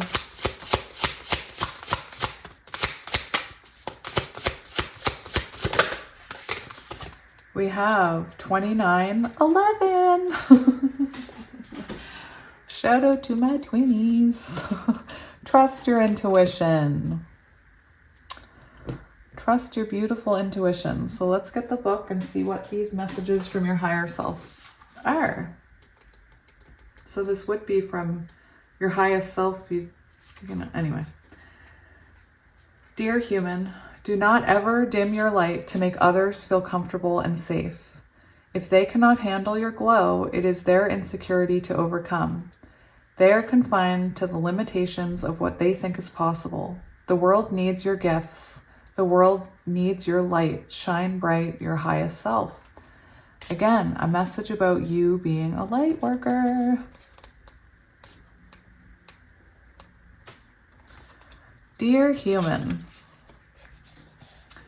trust the guidance of your soul whisper. It is always there for a reason, and a reason you might not yet know. Trust that strange feeling you get in your stomach when something is not right. Trust that flutter of your heart when something is right. Not everything has a logical explanation, but that doesn't make it any less right or real. And that's true. We're raised. We're raised to believe that we can only trust in what we can see. And, you know, as someone who didn't spiritually awaken until they were 38, I feel like I missed out on a lot in my life where I could have been listening to my intuition, but then, you know, I don't want to think that either, because every choice we make leads us to where we're meant to be. So I was meant to be on whatever journey that was. I've got my cat crawling all over the tarot cards and charms here. Go away. Or at least don't mess up the cards, Lolly. All right, so this is my hummingbird deck. It's not one that I use a lot on here. So let's see what Spirit has to say. What does pile 2 need to hear?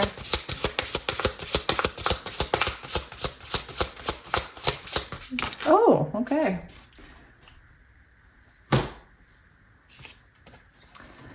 We have, your broken wings are mending. Relax and know that you are receiving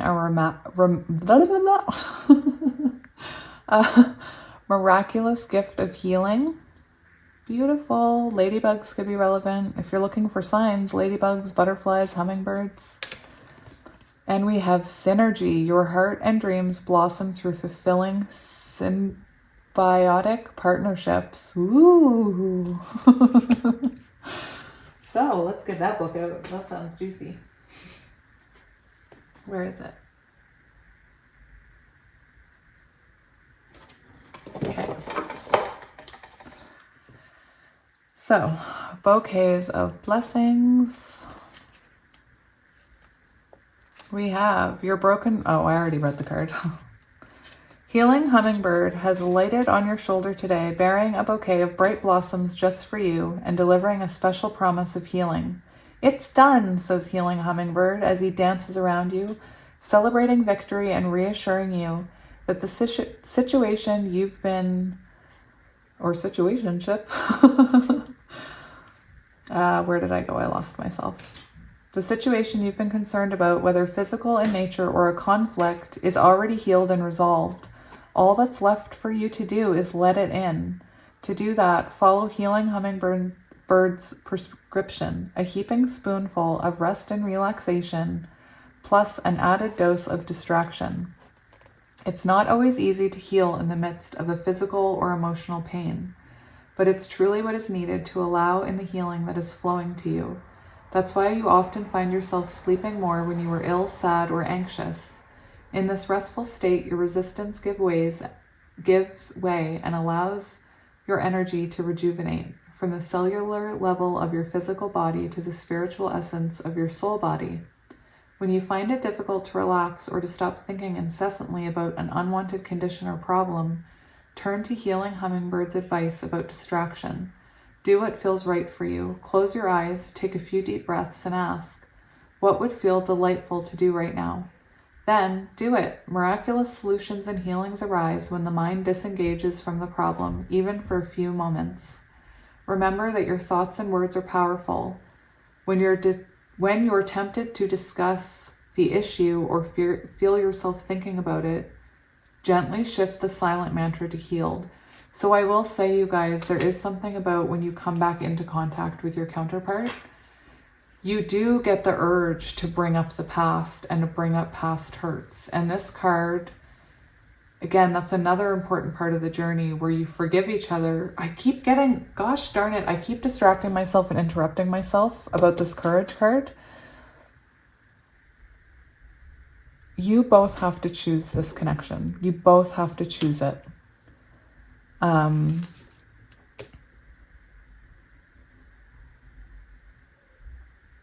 Anyway, you both have to choose this journey. So that was attached to a thought that happened ages ago, though. So that moment's over. I guess you kind of had to be there. Apparently nobody was there for that moment, not even me. But yeah, this card does make me think about, you know, coming back into contact with your counterpart and believing that things have healed, believing that you have a fresh start, believing that it's a new beginning. Because if you live in the past, if you live on past hurts and you're always reliving them and you're always bringing them up, that can really stunt the growth of a connection. And I'm not sure if that's you or your person. In my situation, it was me at first, and then it was my person. So we both went through the stage where we were bringing past hurts into it and not believing that we had healed. And once we accepted that we were both healing and that we were working on things and if something arose, we would just say, well, we've healed this. We know how to make it through this now. Reminding ourselves that it was healed, it creates more flow within the connection. So yeah, if you feel yourself being tempted to bring up past wounds or issues, repeat the mantra healed is what this card is saying. Indeed, the universe is showering you with bouquets of blessings and assuring that all is truly well. Before you know it, you will be dancing alongside healing hummingbird, celebrating a victorious resolution. So your affirmation, I release this issue to the universe and gratefully receive the blessings of healing that are flowing to me. And then we have synergy. So let's see what synergy has to say. Synergy. Well, your affirmation, I want to read your affirmation first because, you know, I keep getting that you're supposed to be some kind of light worker, and the affirmation talks about collaborating with others in that way. So I invite opportunities to collaborate with others in ways that will benefit us and the world. So, you know, twin flame connections are meant to change the world, but also there could be collaborations with other people, spiritual people that you're meant to have. Hummingbird knows the power and the beauty of mutually beneficial relationships. It works in symbiotically with the flowers. I'm sorry, you guys. Offering pollination and reproduction for the plant in exchange for the sustenance it receives from the nectar. You are being beckoned to fly to new heights by joining forces with others to magnify the effectiveness of what you are creating. Pay attention to the people who cross your path or contact you seemingly out of the blue, since they may be divinely sent co-creators. It's time to pool your resources and collaborate on projects. Great gifts come from working with others, both for you and the world. If you've been feeling alone or bored, this card is about seeking out groups, gatherings, or new communities of people with shared interests. Whether you're looking for a social outing, personal support, or professional motivation, let Hummingbird deliver your desire for connection to the universal realms, and then be mindful of the opportunities and ideas that fly your way easily and magically. You might even be inspired to create your own partnership or group. Meeting on a regular basis with like-minded souls who support your interests is an empowering way to bolster confidence, clarity, and movement for everyone in the group. Remember that this is a call for you to show up, since you are an intricate part of the synergy being created, and you will give as much as you gain. It is time to share generously, cooperate, and come together for the greater good. Playing with others promises to be both fun and fulfilling. You'll fly higher and farther as you venture out into the company of friends. What's really interesting is for some of you, going way back to the beginning, if this is a new person,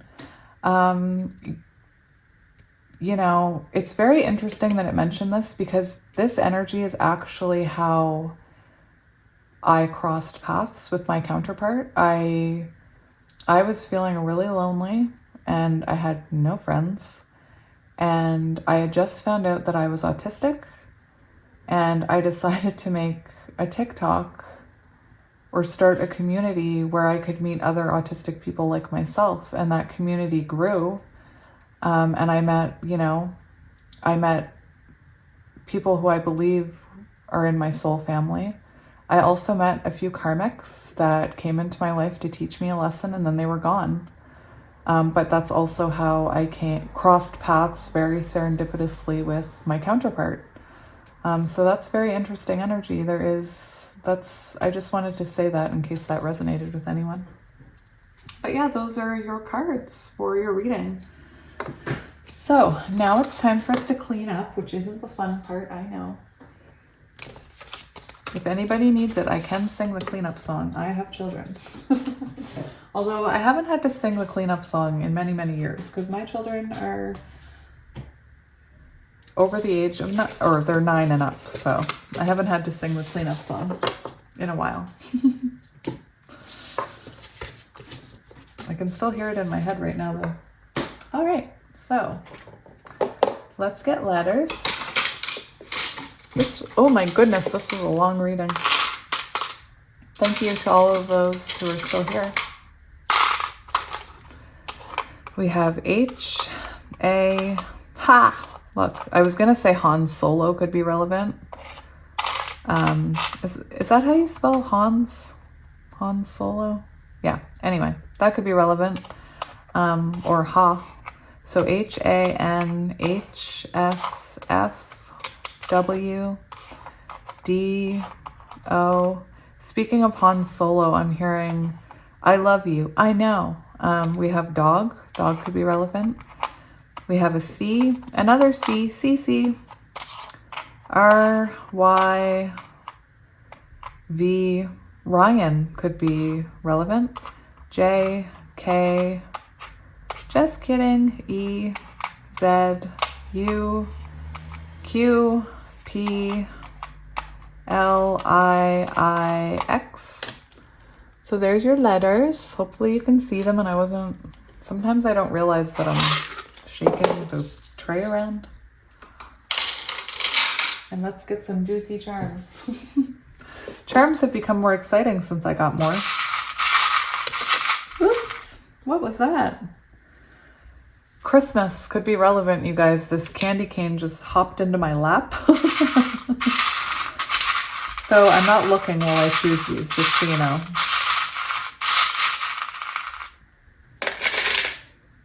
Ooh, lightning bolt, tower moment. Tower moment, unexpected communication. I just saw that poking out, so I needed to take it. So we have peace. Peace could be coming. Maybe you're a hippie. You know, all my life I joked that I was a hippie. Not because I actually was, but because I felt like I had been a hippie in a past life, maybe. I don't know. And now it makes sense. Now I'm kind of a hippie. Peace and love and all that stuff. So we have a shell. We have music, important. Was this the pile with unfinished symphony? That's confirmation. We have balloons. So with that, I see party, celebration, 3 of Cups energy. Birthday could be coming up. We have the Royal de Fleur. I really hope I'm saying that right. We have a kitty cat. Kitty cat? Cat and a kitty cat. We have an avocado. I feel like there's a joke that should be... Is that an avocado? Guys. I don't actually like avocado. Is that an avocado? I think it is. I feel like there's a joke for avocado, but I don't know. 4-leaf clover. That also screams like purity to me. It's white. We have owls, transformation, wisdom, spiritual growth. We have a cross, so religion could be an issue or a factor or important. Stars and moons could be relevant. We do have a lightning bolt, so tower moment, hearing from someone out of the blue. Spiritual awakening I'm hearing. We have 2 unicorns, very cute. So you two, maybe you're both high priestesses or hierophant, whatever, and you're meant to be healers together. Maybe you're both going through, maybe you've both had an awakening and it's finally time for the 2 of you to experience things together again. Oh my gosh, this is so long. I just looked up and saw 53 minutes. We have the wheel being guided back to each other. You're on the right path. We have the sun, divine masculine. We have Hello Kitty. Dogs could be really important. I keep getting dogs. Grapes, you could be a health nut. You could like grapes. We have a smiley face. I'm getting hippie vibes. You could be born in the 70s. Flower. Oh, we have a t-shirt with a heart on it, so that could be relevant. Someone could like wearing blue t-shirts. I know that sounds crazy. We have the twin flame soulmate swans. Very nice. We have a star. Your star's aligning. Transformation with the butterfly. And we do have a whale tail. So that symbolizes... It can symbolize healing energy because the whale is water. So emotions, healing... music, again, could be very important with that whale tail. So there's your charms. I hope some of this resonated. I hope you're all doing well and that this blue moon reading finds you well. And thank you for letting me do a blue moon reading. Oh my gosh. As I was putting them away, this one jumped out. Yin and yang. So yeah, thank you for allowing me to try to do a blue moon reading today. And I hope it finds you well. I hope it resonated. And as always, thank you for watching my ads. Thank you for the likes, the subscribes, the donations, the support. I love it all. And I will see you guys next time. Bye. Hello, Pile 3, and welcome to your reading. If you chose the Light Seers Tarot and this piece of black obsidian, this is going to be your reading about what's happening this blue moon, or what energy is present or being released, or what lessons you're learning from. I wasn't sure how these were going to go, but each pile was, there were very clear messages in them. Clearly about love, because apparently that's what I do. Even when I try not to make it about love creeps into it. It's very interesting. Pile 1 was just like, yeah, I'm about love. And then pile 2 was kind of similar. So we have, right away I'm seeing we have the world on the bottom. So I feel like possibly you're learning some type of lesson or understanding a cycle or a pattern I'm hearing. It's interesting energy. I feel like that's the Temperance card that I'm seeing. Yeah. All right, so let's have a shuffle. High Priestess. Very interesting. I said in my intro, I'm going to be talking about twin flames in my readings because it is part of what I channel. So to me, pile 2 was twin flamey. So we're going to shuffle the cards, and then we're going to have a look at the oracle cards. For each oracle card, I asked a specific question regarding the blue moon energy. Empress, High Priestess. Look at that. And what I'm going to do is I'm going to let you know what those questions are and what cards you've got. And then I'm going to ask the same questions, but get a tarot card to complement the oracle card's message so that we can have an idea of what's going on here. Now let me just reopen it. After pile 2, I had a quick bite to eat, so now we're back at it. So I have your oracle cards. For present energy, or energy that's coming after this blue moon, we have the porcupine and the anemone. Does anybody watch Finding Nemo? I was thinking about Dory earlier, and now I'm hearing an anemone. An anemone. There we go. The porcupine and anemone. Boundaries.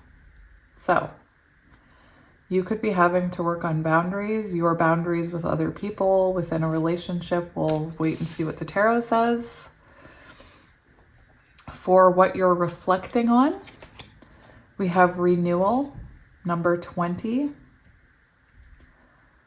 So again, we'll see what the tarot says about that. You actually got 2 cards that were very interesting for your lesson to be learned. We have time to go in reverse and regeneration in the upright. And this does, time to go is 9, which is about evolution of self. So where this is in reverse, I feel like possibly you walked away from something, or someone walked away from you, or a situation came to an end that maybe you didn't want to walk away from. But we do see regeneration here. So I feel like it happened in divine timing. This is about destiny. I'm not quite sure what we're going to do about having double cards, because there's not very much room here as it is. This is your personal power and ability to influence. So, there's a lot of Empress energy here, lots of Empress energy, lots of spiritual energy. I am going to move boundaries. Can you see that? Ow, I hit my elbow. I'm just trying to make room. I'll try and remember there's another card under there. So yeah, that's for what you're evolving in as far as your personal power and your ability to influence others. We have the Temple Path. And for outcome, future, we have trust. So we're going to get into this energy. I do feel like it's about love because, you know, I just have a feeling it's going to be about love. So I did already shuffle the cards. I can't remember if I cut them or not, so I will cut them again. It doesn't hurt to cut them. I did see the High Priestess. For some of you with the Temple Path, you could be thinking about your own spiritual journey or your own spiritual path, what you're supposed to be doing to help others. With the High Priestess, you could be a light worker or want to be a light worker. And I feel called to tell you that I once felt like that, and went and purchased my very first deck, which was the Lightstairs Tarot, which I'm using with you guys. So that could be symbolic. Maybe some of you are thinking about becoming a tarot reader or exploring. Look at that. I just cut open the Empress and the High Priestess. Very cool. But yes, there is an energy of High Priestess is here. Take it as it resonates. Gender, not important. All right, so let's go with present energy after this full moon to go with that boundaries card. Present energy after this full moon. Present energy after the full moon. Sorry, blue moon. What is the present energy after this moon? What energy is coming in? We have the sun. So we have divine masculine, but that's also, this is the happiest card in the deck. The sun card, it's Leo energy. It also comes to 10. 19 reduces to 10, which is the Wheel of Fortune, destiny, things aligning. This is very cool. To be honest, I wasn't sure how the energy was going to play out once I got into the reading. When I saw these cards, I was feeling like it might be something else, but now I'm feeling a different message, but we'll see. So current energy this month, we do have boundaries and we have the sun. So to me, that speaks of you are setting personal boundaries, possibly within a connection, possibly just with other people in your life or at work. And it is having a positive impact on your life here with the sun card. I do feel for those of you in a connection or a renewal of a connection, having these boundaries will allow the energy to flow between you. And boundaries are very important. I didn't actually know what a boundary was until I started therapy at age 36. I had no idea what a boundary was. And I was raised, so first of all, when I learned what a boundary was, and my therapist said, here are some healthy boundaries. And she said things like, I'm feeling overwhelmed and I need to take time for myself right now. When she started listing off these healthy boundaries, I immediately thought, those sound really selfish. Like, I'm not self-absorbed. I don't need to put myself first. And you guys hear me talk about it all the time, that I truly believed that I was on an airplane, that my life mattered less than the person next to me, because I could not imagine taking that mask and putting it on myself before another person. Again, high indicator that I had horrible boundaries, and I'm still working on it. I still have a problem having boundaries, healthy boundaries. But I do see you working on your boundaries, and it does bring positive energy here. For some of you who resonate with a past person, someone you walked away from, this can also be significant of them returning to your energy. This would be somebody that made you feel alive, that you felt intensely energetic around, you felt butterflies, you felt, seen, and this person could have made you feel like you were, glowing and beautiful. We have the Chariot on the bottom. So this is present energy. So after this new moon, we see two major arcana cards, but we do see forward movement and progression, possibly in this connection, if it is a connection, depending on how it resonates to you.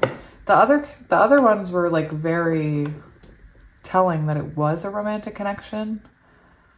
Anyway, so that is what's coming up under boundaries. So you're learning to, maybe you're learning to put yourself first too with that Sun card. Realize your own power. That's what you're working on. Realizing the strength you have within you. That is Leo energy, so very strong energy.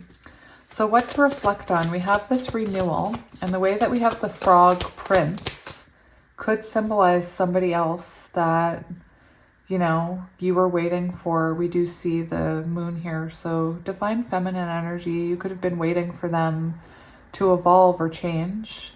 They might not have, so you were forced to walk away. This can also talk about if it's business, you know, you could be going through some kind of renewal at work, some kind of transformation in your career. But let's see what card comes out with it. So this is about what you're reflecting on. So you're reflecting on this renewal, whatever that renewal means to you.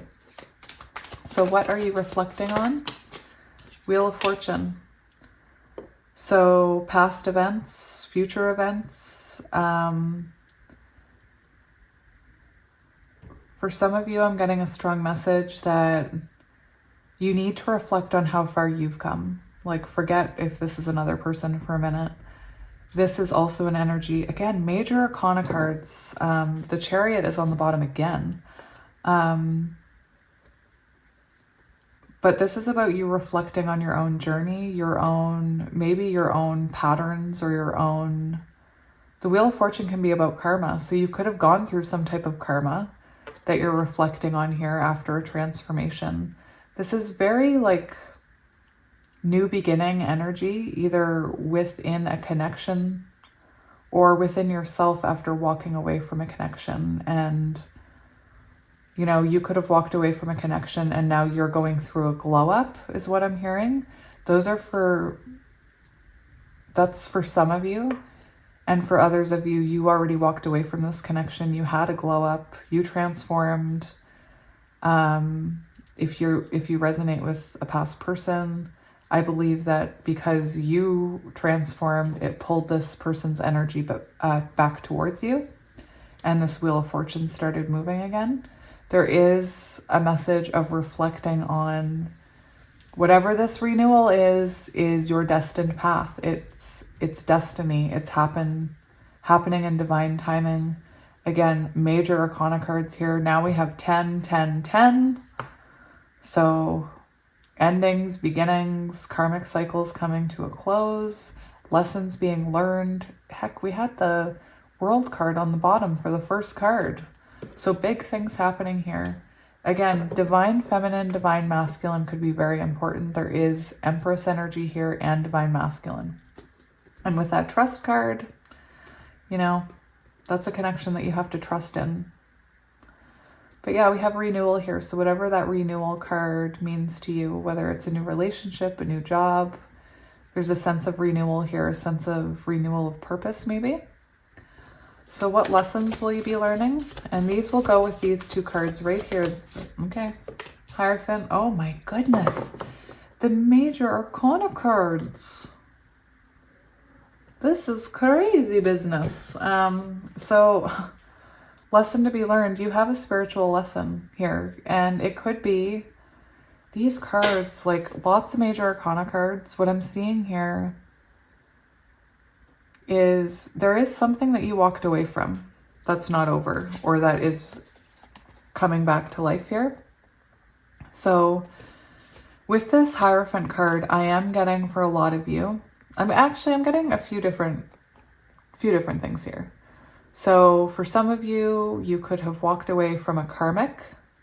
So a person that, you know, it was never going to go anywhere. They were in your life for a reason, a season, not a reason, or a season and a reason. Anyway, they came into your life to teach you something and then they were meant to leave.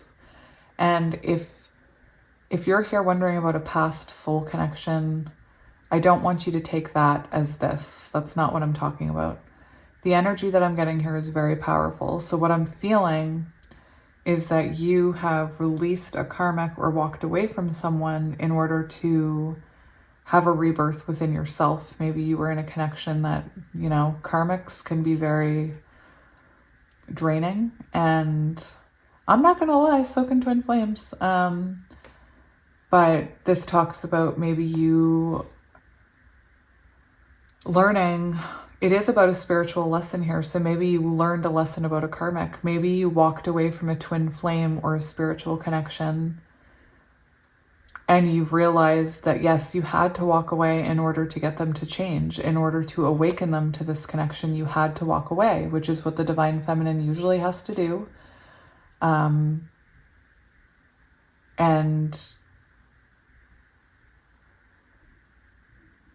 you know, this is about you learning that it all happened for a reason. Whatever you're resonating with, this is a huge message that it all happened for a reason. It all happened the way it was meant to. It happened for a reason to put you on the path that you're meant to be on. For a lot of you, you could, this is also, the Hierophant is about spiritual wisdom. So lessons to be learned this month, spiritual lessons. Keep learning about your spirituality. Keep exploring the parts about spirituality that speak to you. If you are called to, you know, if you're being called to be a tarot reader or a light worker, get a deck of cards and start practicing. It's very interesting because when I was learning, I could only read my cards. I didn't believe I could read anyone else's.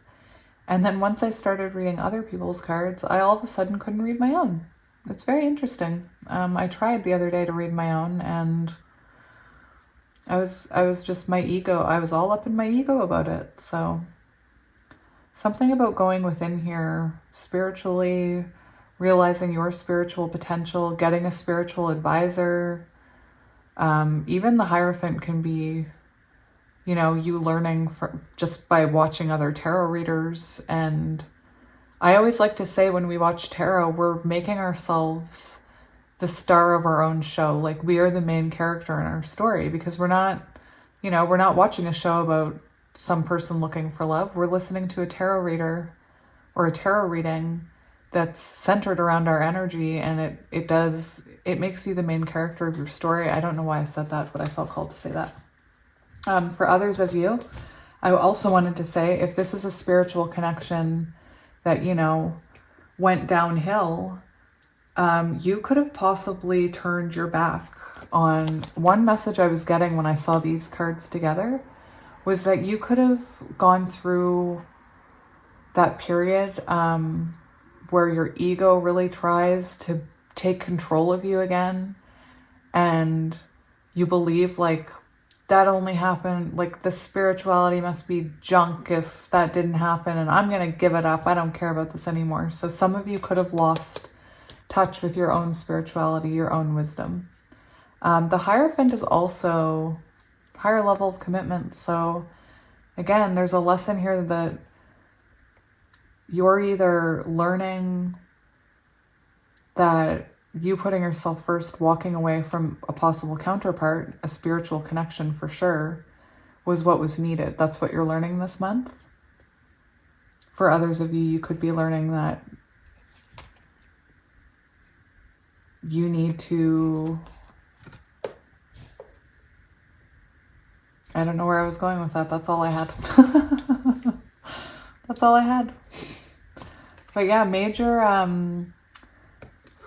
spiritual vibes in this pile. So many major arcanas, like they're all major arcanas so far. Even the back of the deck energy each time has been major arcana.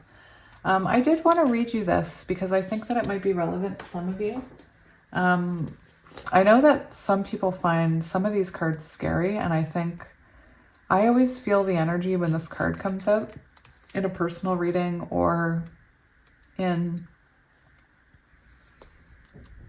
general reading. I always kind of feel some people who, there's a couple of moon cards that I get the same. This one, the time to go, it's almost, I feel fear when it comes out because I can feel people who are really holding on to a spiritual connection and they're afraid, like, to hear that it's time to go. It's time to release it. And if it's meant for you to come back. Now, this did come out in the reverse, so I'm reading it in the reverse. I don't see this as something you have to walk away from now. I'm seeing it as something that didn't work out in the past because it is in reverse. So for that message we have, even if it appears that you've reached the end of the line and all is lost, it isn't. You're in a situation that will resurface again. So again, confirmation for those of you who believe this connection is over, maybe you're questioning it. It's not over. There's a regeneration here, and this card is, you know, talking about how that will regenerate or resurface later. So consider this a break rather than an ending. Destiny is in charge here. Yes, destiny. Destiny. Destiny. Maybe you needed to learn boundaries. Maybe that's part of your path. You needed to learn how to have boundaries before Spirit would release this. Destiny is in charge here. You lose nothing and gain everything. Interesting. This is also on page 172, which equals 10. 10, 10, 10, 10. There you go. Your soul knows your destiny and is unfolding with perfect timing and synchronicity. Your small self has doubts, but that is natural, as it doesn't have the map of your destiny. The soul does. Spirit loves you. Trust that. There's so much about this being a spiritual journey. So either, you know, either it's a divine connection, or it's your own journey with yourself, your own spiritual path. That's what this is about. Take it as it resonates. For some of you, you might not have a twin flame or know what I'm even talking about. All right, so yeah, we have the Magician on the bottom. So you manifesting things. You know, that there's also a message there for what you're learning, that you are a master manifester, that the things you intuitively believe in actually do come true, even if your ego's saying like, did I imagine all this? Is this person going to come back? Will it work? I don't know the status of your connection or whatever, but I've been trying to say multiple scenarios because I'm getting multiple messages. Now we're going to look at your personal power, ability to influence energy. So what energy is coming in for you that will give you not only your personal power, but the ability to influence others? Strength. Very nice. Look at this. We have Judgment and Strength. Keeping with the Major Arcana, we have the Magician back on the bottom of the deck. I cannot make this up. All you have are Major Arcanas, and all the back of the deck has been is Major Arcanas. So this is a very important blue moon for you. And I've been saying it all month. Blue moon's coming. Magical things are going to happen. So this is your personal power, ability to influence. So I truly believe that after this blue moon, you are going to have some type of awakening about your life path, whether that's with a counterpart or it's your own spiritual path or something that you're dreaming of. This is the month where you have the inner strength to go for it. That's the energy I get here with Strength and Judgment. I see you facing your fears and harnessing that inner strength that you've been working on. And, you know, I do feel like you've been working on it. We have regeneration, we have renewal, we have boundaries, we have the Wheel of Fortune. I feel like you've been on this path for quite some time. And there's a release here this month. There's a release in your energy. I also am getting the feeling, because we have the Temple Path. So again, there's a focus on your spiritual path this month. And if you don't resonate with wanting to be a light worker or that, and you're resonating with a counterpart, that's what this can represent. I see you not only harnessing your own power, facing your own fears, or that lion, even if you feel like this meek little lamb, not only are you doing that for yourself, but you have the ability to do this in others. Like, it's like you have an ability to help people feel stronger, or even you could be somebody who awakens people. Some people have the ability to spiritually awaken people just by coming into contact with them, becoming friends with them for a little while. They don't always stay in your life. I've met a few people who trigger people into spiritual awakenings. So that could be, that could be your path. You could be meant to awaken people. But there's a lot of, this is a very powerful energy for you. You can tell by all the major arcanas. They're all major arcanas, all of them. One thing I wanted to do was I wanted to read the temple path to you, because spiritual purpose and support. Receiving this card represents your own spiritual evolution. The winding path you are on leads to a blessed temple in a lovely garden, symbolizing spiritual destiny your soul has had in mind for this lifetime. This card is here to tell you that what you're going through now is all part of your soul's process. You are on your karmic path and heading in the right direction, and the choices you make now are important for your personal growth and life lessons. The lights around the temple represent the spirit world, your family members and friends, angels and guides, all the loving spirit helpers who long to assist you. Call upon them and be open to their wisdom and inspiration. This is a wonderful life-expanding time, so keep in mind your personal priorities, as well as your spiritual connection. Following your higher intentions will help you move your life forward in dramatic ways, and connecting with spirit and your highest self will have a wonderful influence on all that you experience. Now, guys, I do want to say synchronicities. I do believe in synchronicities and numerology and all of that. The temple path comes, it's 12, so it reduces to 3, which is the energy of the world card. It's the energy of the Empress card. And where was I going with that? This is actually on page 38, which reduces to 11, which is, if you resonate with divine counterparts, 1111 is a counterparty number. All right. A counterparty. Doesn't that sound interesting? I imagine a party where all the counterparts hang out. The counterpart party.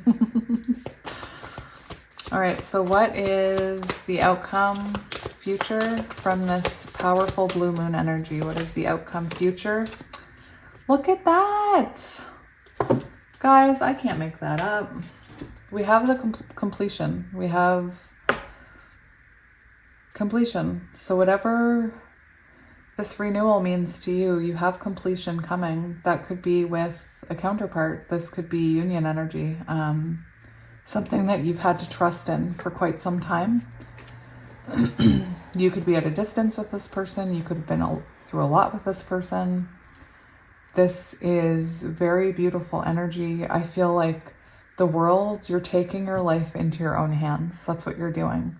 Whether you're choosing to be a spiritual advisor or that, or you're choosing a counterpart. Perhaps you have people that, I just get the energy of you taking your destiny into your own hands. So for some of you, you might have people that don't believe in what you believe in. I will say, you guys, I don't have anybody in my life that believes what I believe in, and it makes it really hard. It made it really hard to pursue a career or try being a tarot reader or a light worker when, the people closest to me don't believe in it. It makes it hard to talk about.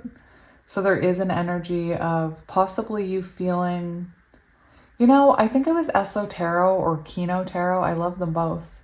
That talked about how they went through that when they started exploring channeling energy, that they also went through a period where the people in their old life didn't understand that part of them. Anyway, so I'm grateful to have you guys here, because we can talk about this stuff openly with each other and know that we accept each other and don't judge each other. And I love that. So again, there's something about you taking matter into your own hands, or your world into your own hands, putting yourself first, choosing what your heart desires is what I'm hearing with that world card. You know, I also look at that person as someone who has transformed. She's wearing a butterfly dress, not a butterfly. Why did I say butterfly? She's wearing a rainbow dress, which is symbolic of miracles and transformations. I'm just looking for a book. Hang on. There we go. I covered it. I wanted to read you the trust card. Trust. So I'm going to read you the whole thing. Ah, it's on page 99. Evolution of Self, Twin Flames, 99. The desert seems parched and devoid of life, yet it is to the desert that spiritual sojourners, what does that mean? Sojourners? I don't know. Go to gain messages from the Creator. Traditionally, the desert is the place of spiritual cleansing, renewal, and profound healing visions. Just as the desert terrains can feed our souls, they also nourish lands thousands of miles away. For example, the Sahara Desert and the Amazon rainforest are a great distance from each other. One is a vast, dry area of sand and scrub, while the other is moist, lush, and green. And yet they are connected. Annually, thousands of tons of nutrient-rich dust from the Sahara crosses continents in the upper atmosphere and deposits vital phosphorus and other minerals to the Amazon, which is needful of those exact nutrients.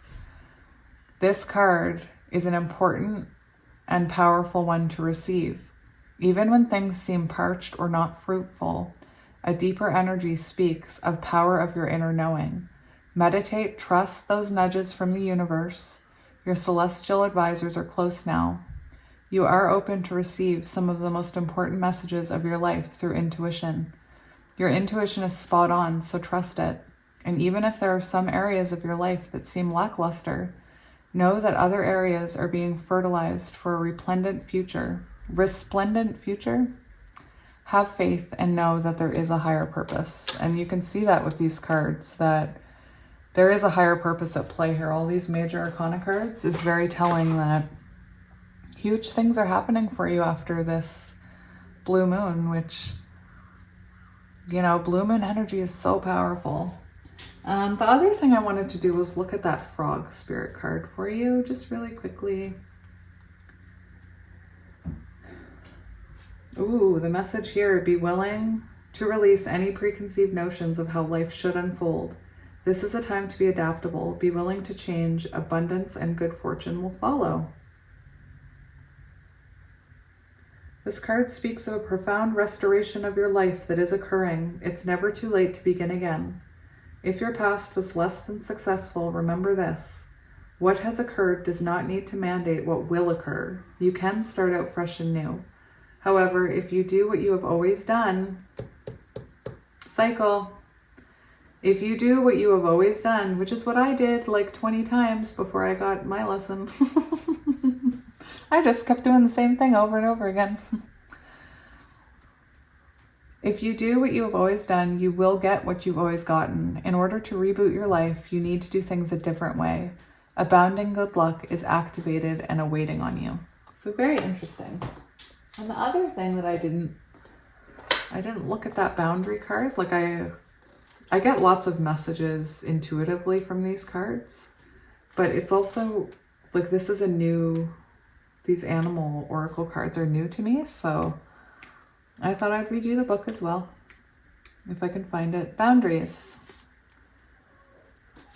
So this is interesting because it says you cannot help others until you help yourself first. Maintain healthy boundaries around your time and energy, giving generously only once you are sufficiently fed.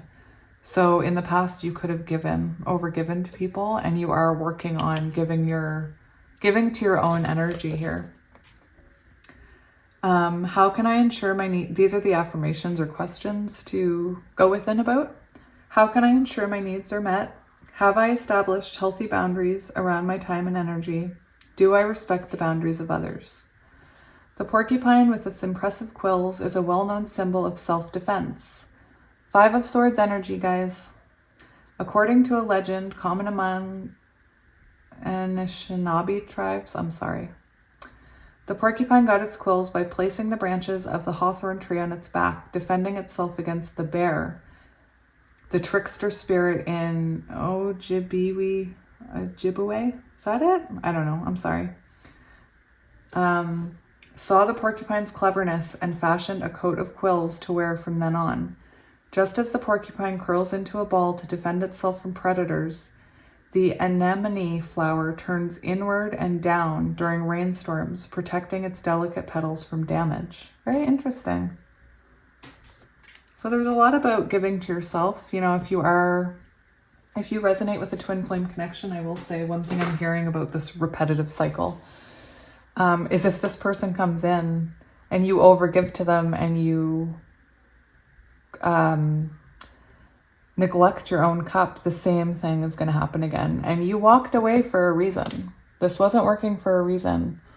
And it could have been to help not only this person realize they should be providing more energy, but also you providing not so much, putting that energy into yourself. Now, for Oracle cards today, I'm using 3 decks that I don't normally use.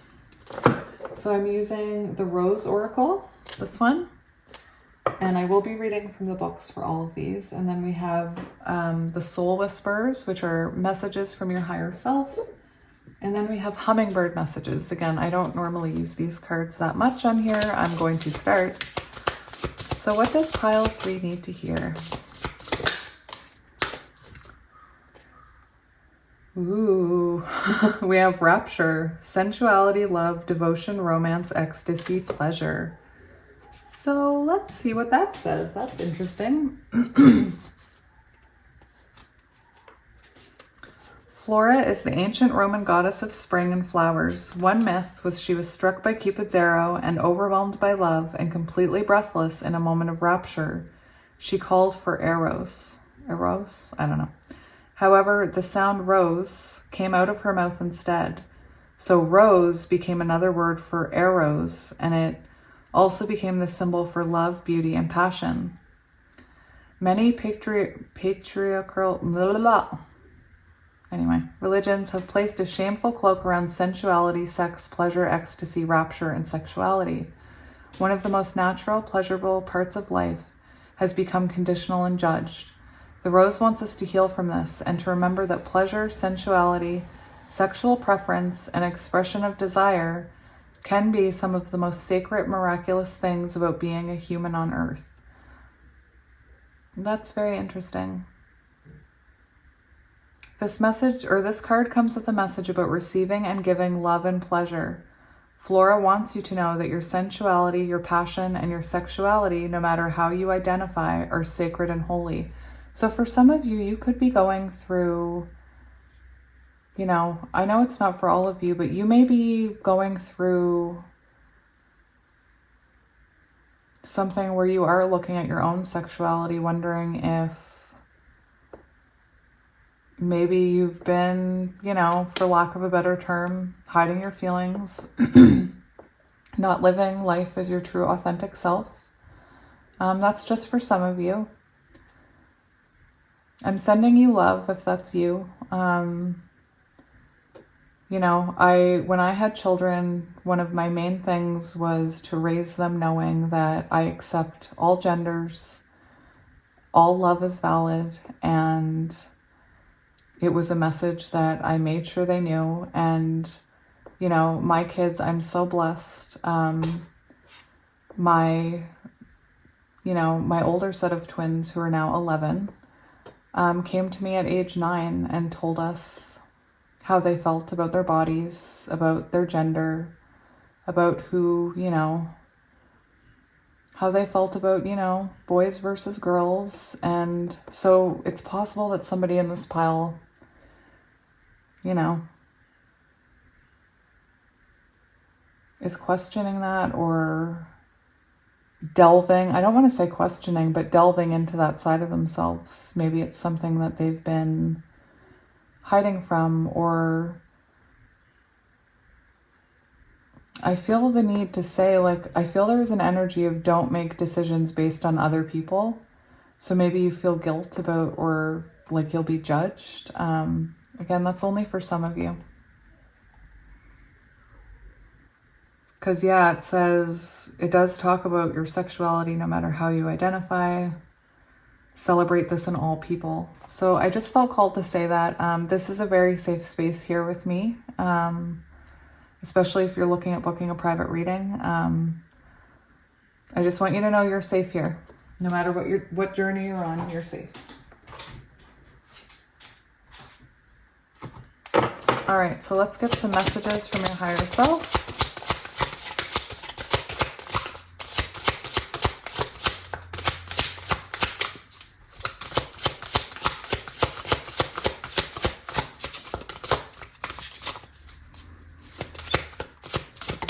Oh, there we go. Okay, so we have number 9. Very interesting, lots of 9s, evolution of self. And I'm going to get another one, and then we'll read them. These are, oh, pile number 2 got that. I'm going to get you 3. Don't you remember how unconditionally loved you are? That's beautiful. Pile 3, I didn't get anybody else 3, so I'm sorry. I just felt called to get you 3 because this came out in pile 2. So if you're coming from pile 2, you've already heard this message. I'll start with that one. Dear human, trust the guidance of your soul whisper. It is always there for a reason you might not know. Trust that strange feeling you get in your stomach when something is not right. Trust that flutter of your heart when something is right. Not everything has a logical explanation, but that doesn't make it any less right or real. So these are messages from your higher self. So take them as they resonate. Oh, I hope I don't get, are bums allowed? I don't know. Hang on.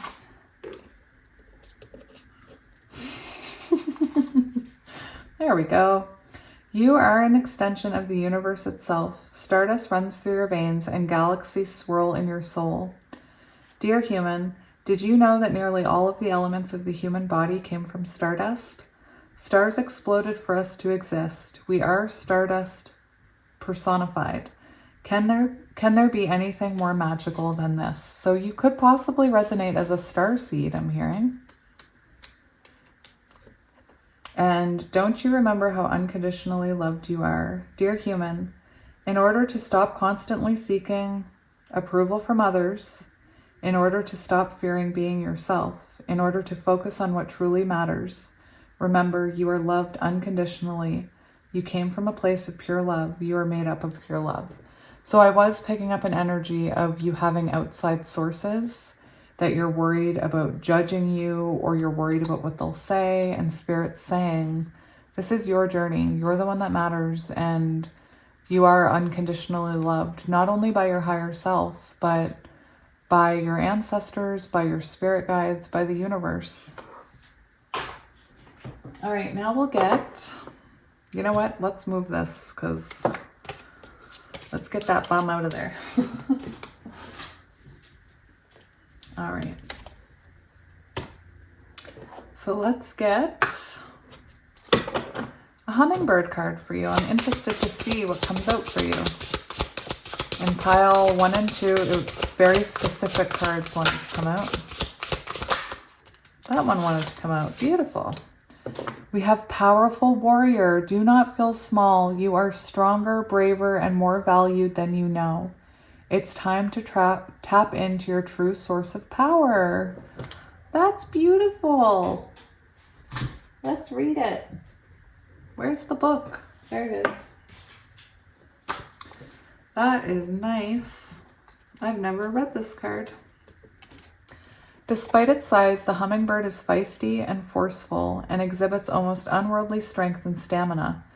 In fact, many ancient cultures revered the hummingbird as a prominent symbol of interworld communication, magical abundance, and longevity.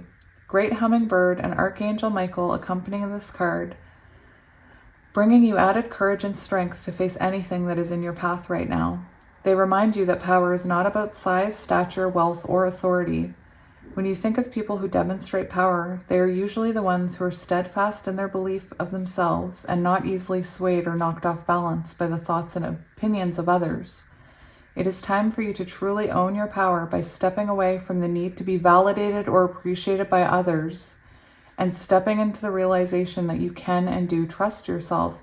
See how all these messages kind of say the same thing? It's very interesting. This hummingbird, great hummingbird, is singing out this message. Your true source of power is indeed your connection to the true power.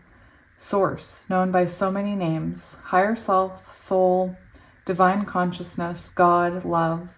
But don't get caught up in the words, for they can never quite capture the indescribable. It is simply the union between the physical and you and the greater non-physical energy that is also a part of you. As you practice this connection, an unmistakable current of strength and confidence will flow through you. So stop making yourself small. Speaking of small, I have the neighbors across the street have these 3 small yappy dogs, and we have 3 big yappy dogs, and they like to yap at each other all day long. So stop making yourself small and claim the true power that emanates within you. Shine the light of love, acceptance, and appreciation upon yourself, and know that you have all the resources, knowledge, wisdom, and abilities to live an extraordinary, fulfilling life. Your affirmation: as I connect to my true source, I am filled with strength, power, and confidence. Very beautiful. These readings turned out to be very long. So I'm gonna make you clean up with me because I made everybody else clean up, and it wouldn't be fair if you didn't clean up too. Here I am talking to you like you're my children. All right, so we're gonna get charms and letters.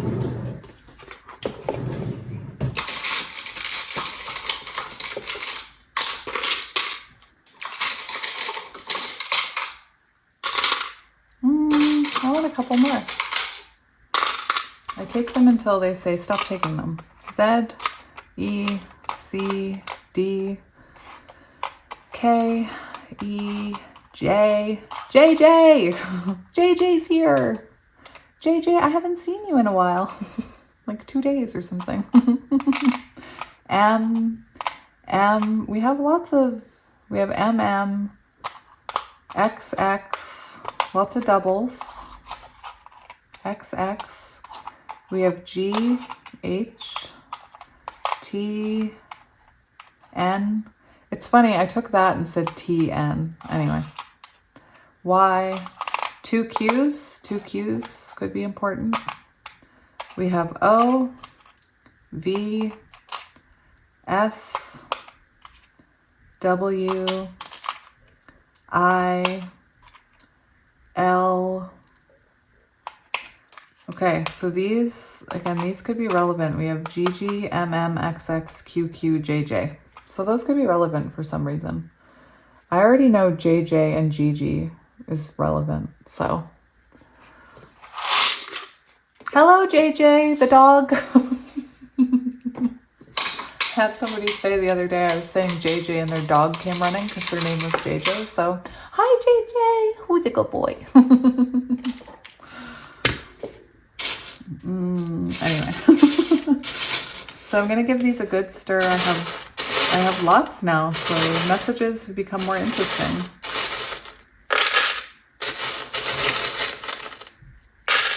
Okay, do we want any more? Do I want a couple more? Maybe a couple. Okay, we'll call that done. So we have a starfish. We have, look at that, completion. Completion, the circle, completion. We have a little lamb or sheep, whatever you want to call it. It's pink. We have a fish.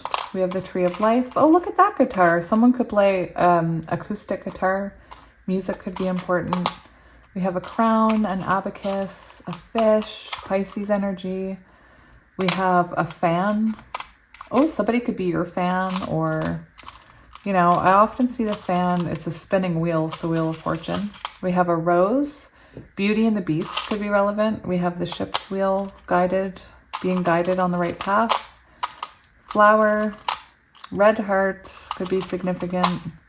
Paw print. Hello, JG. JG. No, JJ. The dog is JJ. We have elephant. I really hope that person watches this pile. We have candy cane. So Christmas could be important. We have a horse. That's chariot energy, Cancer energy, forward movement. We did see the chariot want to come out a few times for you.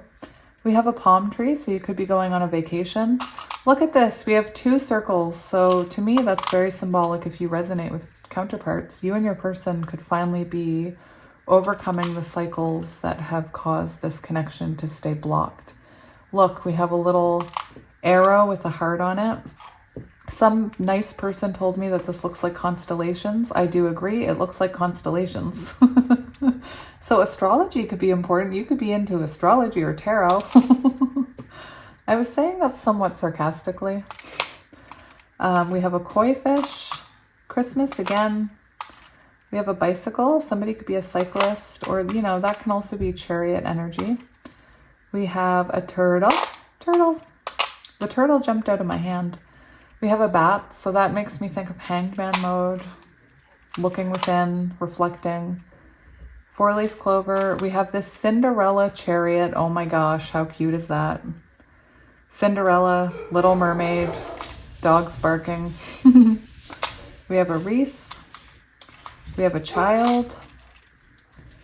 We have a cat. Cats could be important. We have a very strange star. Is that a shooting star, you guys? Is that what that's supposed to be? Can someone confirm that and tell me that they agree or disagree? Is that a shooting star? Or is it just, you know,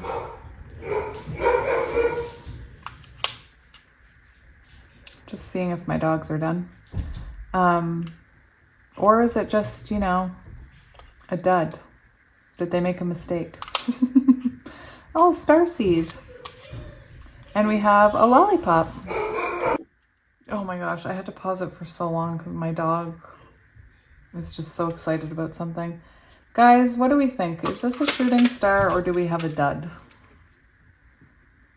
I don't know. I don't know what to say about that, but anyway. I hope some of this resonated. I wasn't sure what was going to happen in this reading. Oh my gosh, I'm just trying to say goodbye and my dog won't stop barking. I keep pausing it and then he'll stop and I'll hit record and then he'll start barking again. Apparently he wants to be heard. His name is Bear, if that's relevant. But yeah, I was just trying to say goodbye. So thank you again for joining me for another reading. I hope some of it resonated. I hope that you guys are doing well. I will be back in a couple days with another pick a card reading. And as always, I'm sending you lots of love and light. Thank you for being you. And yeah, just sending you lots of love. Okay? Bye.